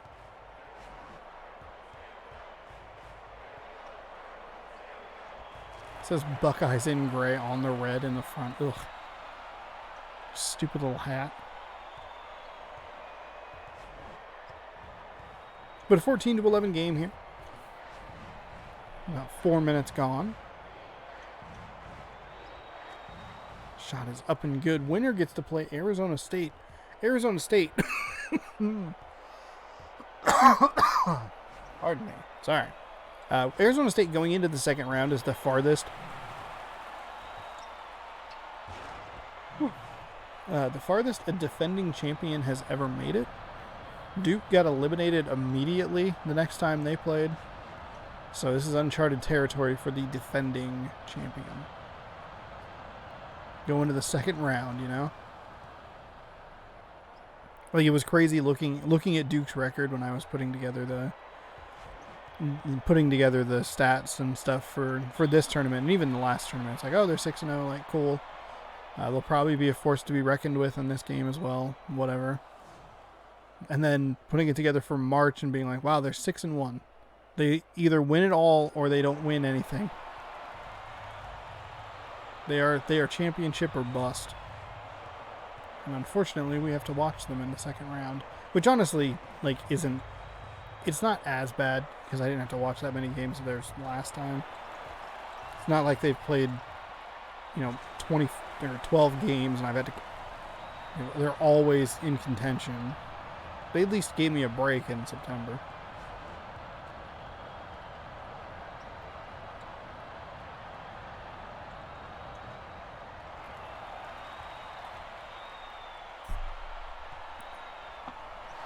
Oh, picked off by the OSU Buckeyes. Well, Stanford's opportunity to tie. I will say it does feel like Ohio State is like much more in control of this game, but them only being up 6 feels like it's weirdly close. There's a very loud car outside.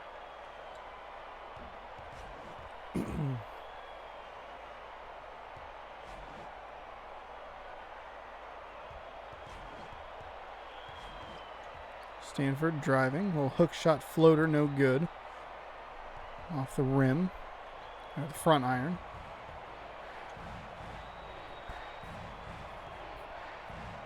Oh, wow. Oh, up and over the defender. Just couldn't get it there.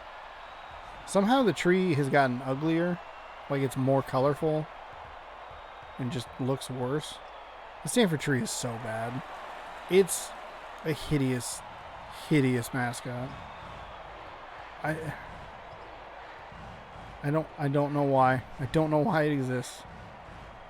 Of course, their nickname is the Cardinal, singular, as in the color red. Because you can't just be like a paint can running out there or something. Though I'm sure people drank a couple of paint cans. Not literal paint from a paint can, but like a paint can that they talked about on like Kind of Funny. And then they came up with this idea and they were like, this is a good idea.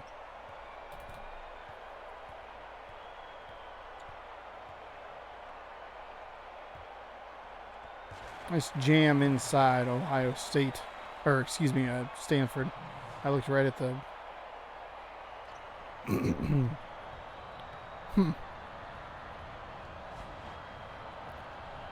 Wonder if it's time for me to clear my hard drive out. Because that was at about 3:37.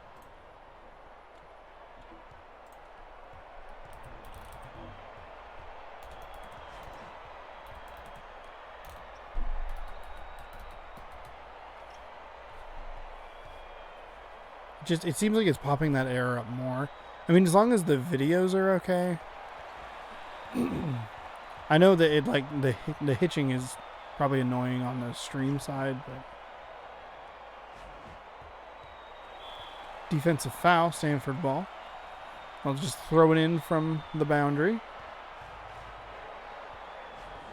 Stanford doing a good job of just kind of hanging around as they throw it away immediately.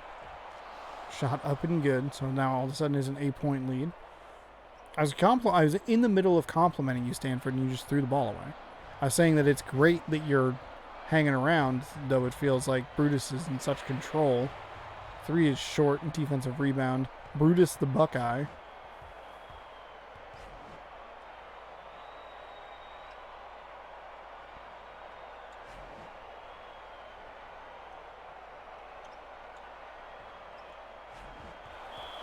Offensive foul. Taking the charge there.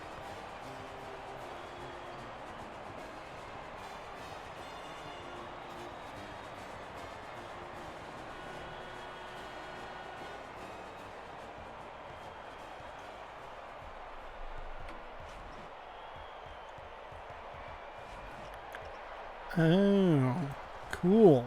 Something needs to install an update. Exciting. Oh, I forgot about that. That was like 4 hours ago. It like, the update thing like just showed up and it was like, hey, this is what we're doing. We're going to launch this. And I'm like, no, you're not.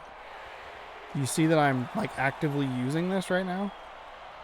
You're like, yeah, but it's on, which means that I can update now. Like, no, fuck off. The Mascot tournament waits for no update, you know?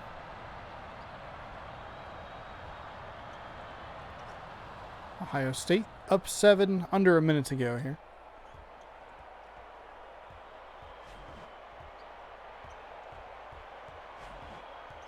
I still gotta get tomorrow's video all uploaded and everything.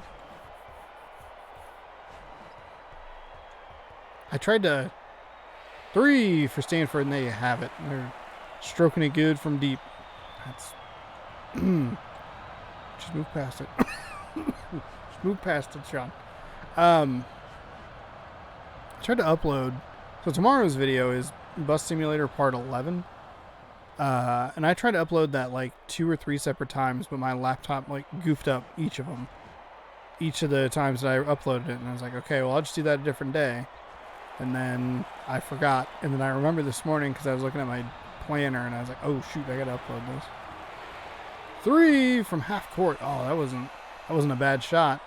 That's the closest one we've seen from a pretty good distance away. God, that would have been crazy if that went down. Stanford could have taken the lead right here, but instead they'll fight to make it a 1-possession game.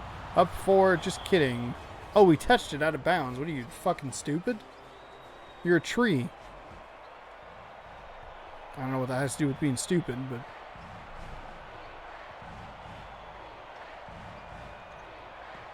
Ohio State can't make it. So Stanford will, I guess, just get locked up. That defender like just showed up and said, "You're gonna stop here," and he went, "I'm good. Yep, cool. I'll just dribble. We'll fine." Don't walk out. Don't you dare step out of bounds. I tried to do all these like cool maneuvers. That guy just absolutely missed that shot, and then that other dude absolutely missed that frickin' missed that loose ball.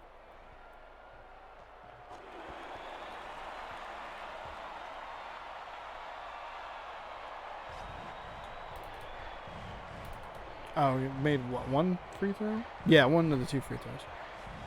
Man, it's the astonishing amount of information that just disappears from my head as soon as it happens. Where I just don't register it correctly, and I'm like, cool, I watched that happen. I watched him get fouled. I watched the ball leave off the 3. There he goes. Swish. Swishing it from deep. I watched the ball fall off the left side of the rim, and I watched him get fouled, and I went, wait, what happened? Ohio State, they're responding. Push their lead out to 6 again. Stanford cut it down to 3. They just couldn't get it to drop. Cut it down to 3. Watched it get extended to 5. Now they have an opportunity to cut it back down to 3. Stanford just doesn't have the one stop that they need to drill that 3 and tie this game up. Granted, they don't need it. There's plenty of time left. There's 8:20 left in the second half. That's a helpful thing. That's a great defensive possession.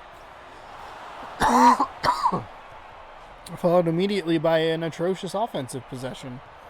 You threw it right to him. He was standing in the middle with a sign that said, "Pass it to me," and then the Stanford guy was like, "You got it. You got it, Buckeye." And then he threw it. Whipped it down court. And now they're down 5. So that'll be the point difference to keep in mind as we get close to the end of this game. Feels like Ohio State's largely been in control. They have let Stanford hang around. The lead's been as much as 8 or so.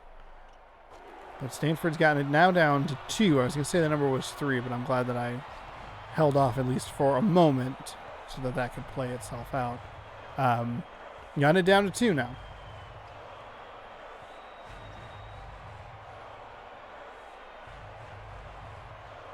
Can they get that basket? Can they get that defensive stop that leads to that basket?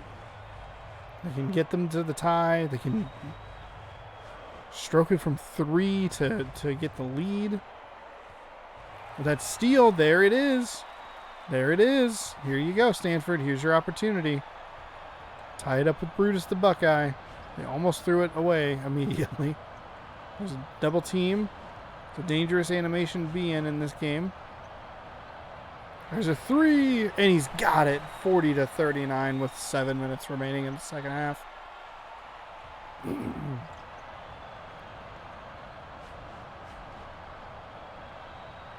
Brutus working it around.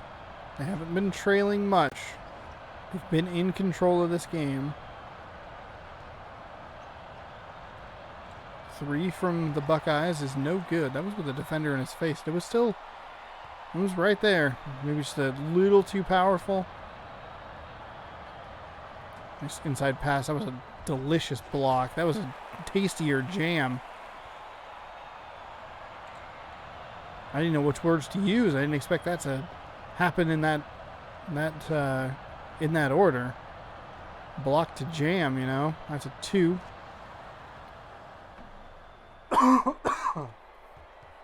So it's 42-41. You just got to hold out 6 more minutes, unless this game goes to overtime. Shot. Oh, just can't get the friendly home roll.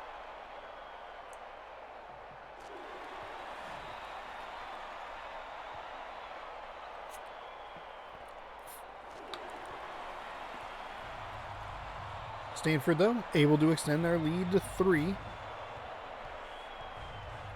44-41. It's a dangerous position for Ohio State to be in.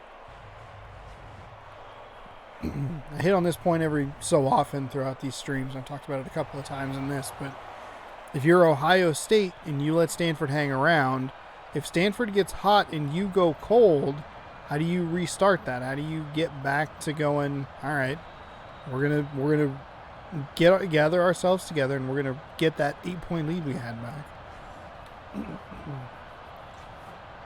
Because there's so many different angles you can look at it from. Like, Stanford has to get hot and then stay hot. They can't get, take back an 8-point lead on 4 straight makes. Let's say they make 4 straight 2-pointers. They play really good defense. They have to do that and then maintain that for the rest of the game. On Ohio State's side, if you go cold and you let a team like this hang around, they'll take advantage. Not that Ohio State was ever terribly far ahead, but it did feel like they were in control of this game. And that has slipped away. I was going to say is slipping, but it slipped away. Oh, God, he's freaking out. Another block for Stanford. Quick pass inside into a double team. Going for the steal. He dove and grabbed the ball. The loose ball was picked up by Ohio State. It'll be kind of hook shotted, a little float shot maybe. Into the basket. Cut the lead down to 1. Looked like they were running that play for the 3-point shooter, but it did not work. He way overran his spot. Couple plays inside. That's going to be a defensive foul. Ohio State will go to the line for 2, down 1. So we have a 46-all game with 4:01 remaining here in the second half. Second free throw was good, so now it's 47-46.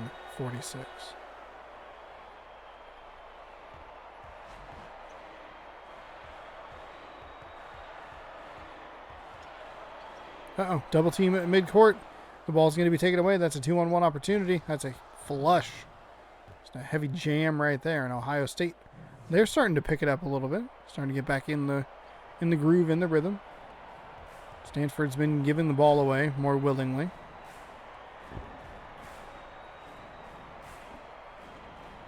Little alley-oop pass there. He was too far away to jam it, but did shoot the ball.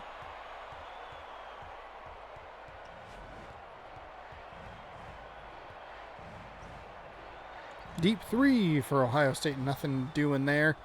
A couple offensive rebounds. It's going to end up being a defensive foul.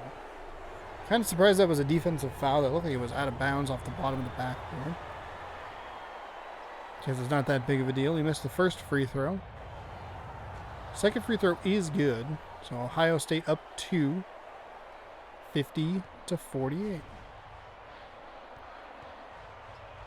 Getting down to crunch time here in the final game of the first round. The round of 32 starts on Saturday. It's actually going to be an early stream, which I keep forgetting to mention, but I'll talk about. Hopefully, I'll remember to talk about it later as we let this game play out. Winner gets to play defending champion Arizona State. We'll either stay here in Stanford or we'll go over to Ohio, depending on the outcome of the next 2:36. That's all you have to do. You have to win the next 2 minutes and 36 seconds. It's out of bounds. That's Stanford's ball. As we sit with a 50-50 tie. We'll be shaping up for a fantastic finish here with two of the ugliest mascots in the game. That is a deep three, and it is still good. Stanford now 3-point advantage, approaching the 2-minute mark. 2-minute warning, I guess. I feel like in basketball that's not all that relevant. I feel like in basketball you'd want to know like the 1 minute warning. Like, I think they call it out though. 2 minutes left in the third quarter or whatever. And the crowd's like, yeah, 2 minutes. Gotta go get some nachos. Deep three. Wow, so back-to-back deep threes. And through the first minute of the win the last 2:36, they're tied. Could this game be heading to an overtime? I don't know. Nice shot through the contact there. Ohio State will take a timeout. So, okay, I guess in the last game I remarked that a team taking a timeout at like a minute 30 left in the second half was, oh, that's crazy. No, it's not. I was just wrong. So, there you go. Shot inside. That's going to be a foul. Doesn't get the shot up cleanly at all, though. As in, like, nothing to... No reasonable way that he was going to make that. My voice really cut out on that last word. So with 1:10, Stanford will take a timeout. They almost threw it away. Threw it into a bit of a trap there. That's a dangerous pass. Nice little jumper there. Oh, and that's a defensive rebound by Ohio State. They won't take a timeout. Stanford will try and strip the ball away. Ohio State passing it around. That guy's wide open if you wanted that shot. Maybe a little too floaty on that pass. Get that there a little quicker. He has a better opportunity to shoot it. That's a three, and there was just no defense there. There was no defense there at all. What was going on there?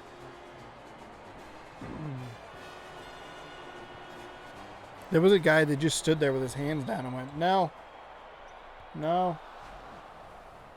Ohio State took the ball away. And with 30 seconds remaining, Stanford needs to foul.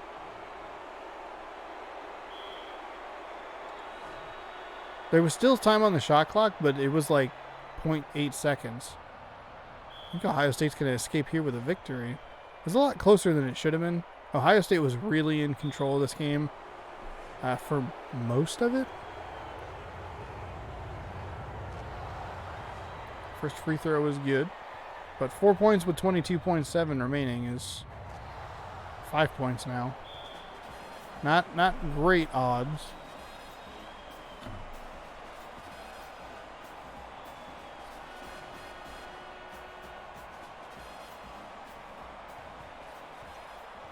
Stanford will bring the ball up court.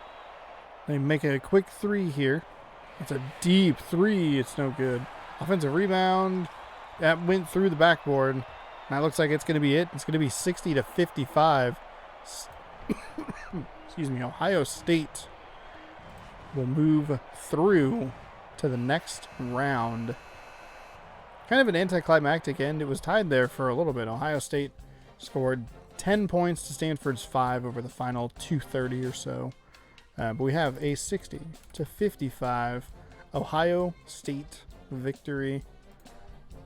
And there you have it. That is the end of the first round. We'll get you set with the peek at the first game from round number 2. If this wants to load or submit or save or what. So it's going to be the Washington Huskies taking on the Michigan State Spartans. Washington and Michigan State OPM. There you go. So technically a top 15 matchup, though those numbers don't mean anything. Saturday's stream is going to start early. It is going to be a split between Doom 2016 and March Mascot Madness Round of 32 Part 1. I am planning to start at like 10 a.m. Pacific. So if you want to come watch some Doom for a little while, and then this will start around 2:15, somewhere in there. And that way it'll be done at like, I don't know, this part is about a 4-hour recording. Yeah, 4-hour recording, so it'll be done at 6:15 to 6:30, somewhere in there. We even had a few overtime games in this one, so yeah, so Saturday, early stream. Hopefully you'll be there for it. There's another cough. Alright. Get a couple more of those out on camera through the microphone. That way, you know, you can hear them. Yeah, so there you go. Thank you so much for watching part number 4 of March Mascot Madness. If you're watching this on YouTube, depending on when you're watching it on YouTube, if you're watching it on Sunday, you might be able to catch part of the round of 32. But if you're watching this on YouTube, the round of 32 will be uploaded on Saturday, the 21st, and Sunday, the 22nd. I believe is how that works out. Yes, it does. So stay tuned for that. I will see you on YouTube. It's a different day with something else.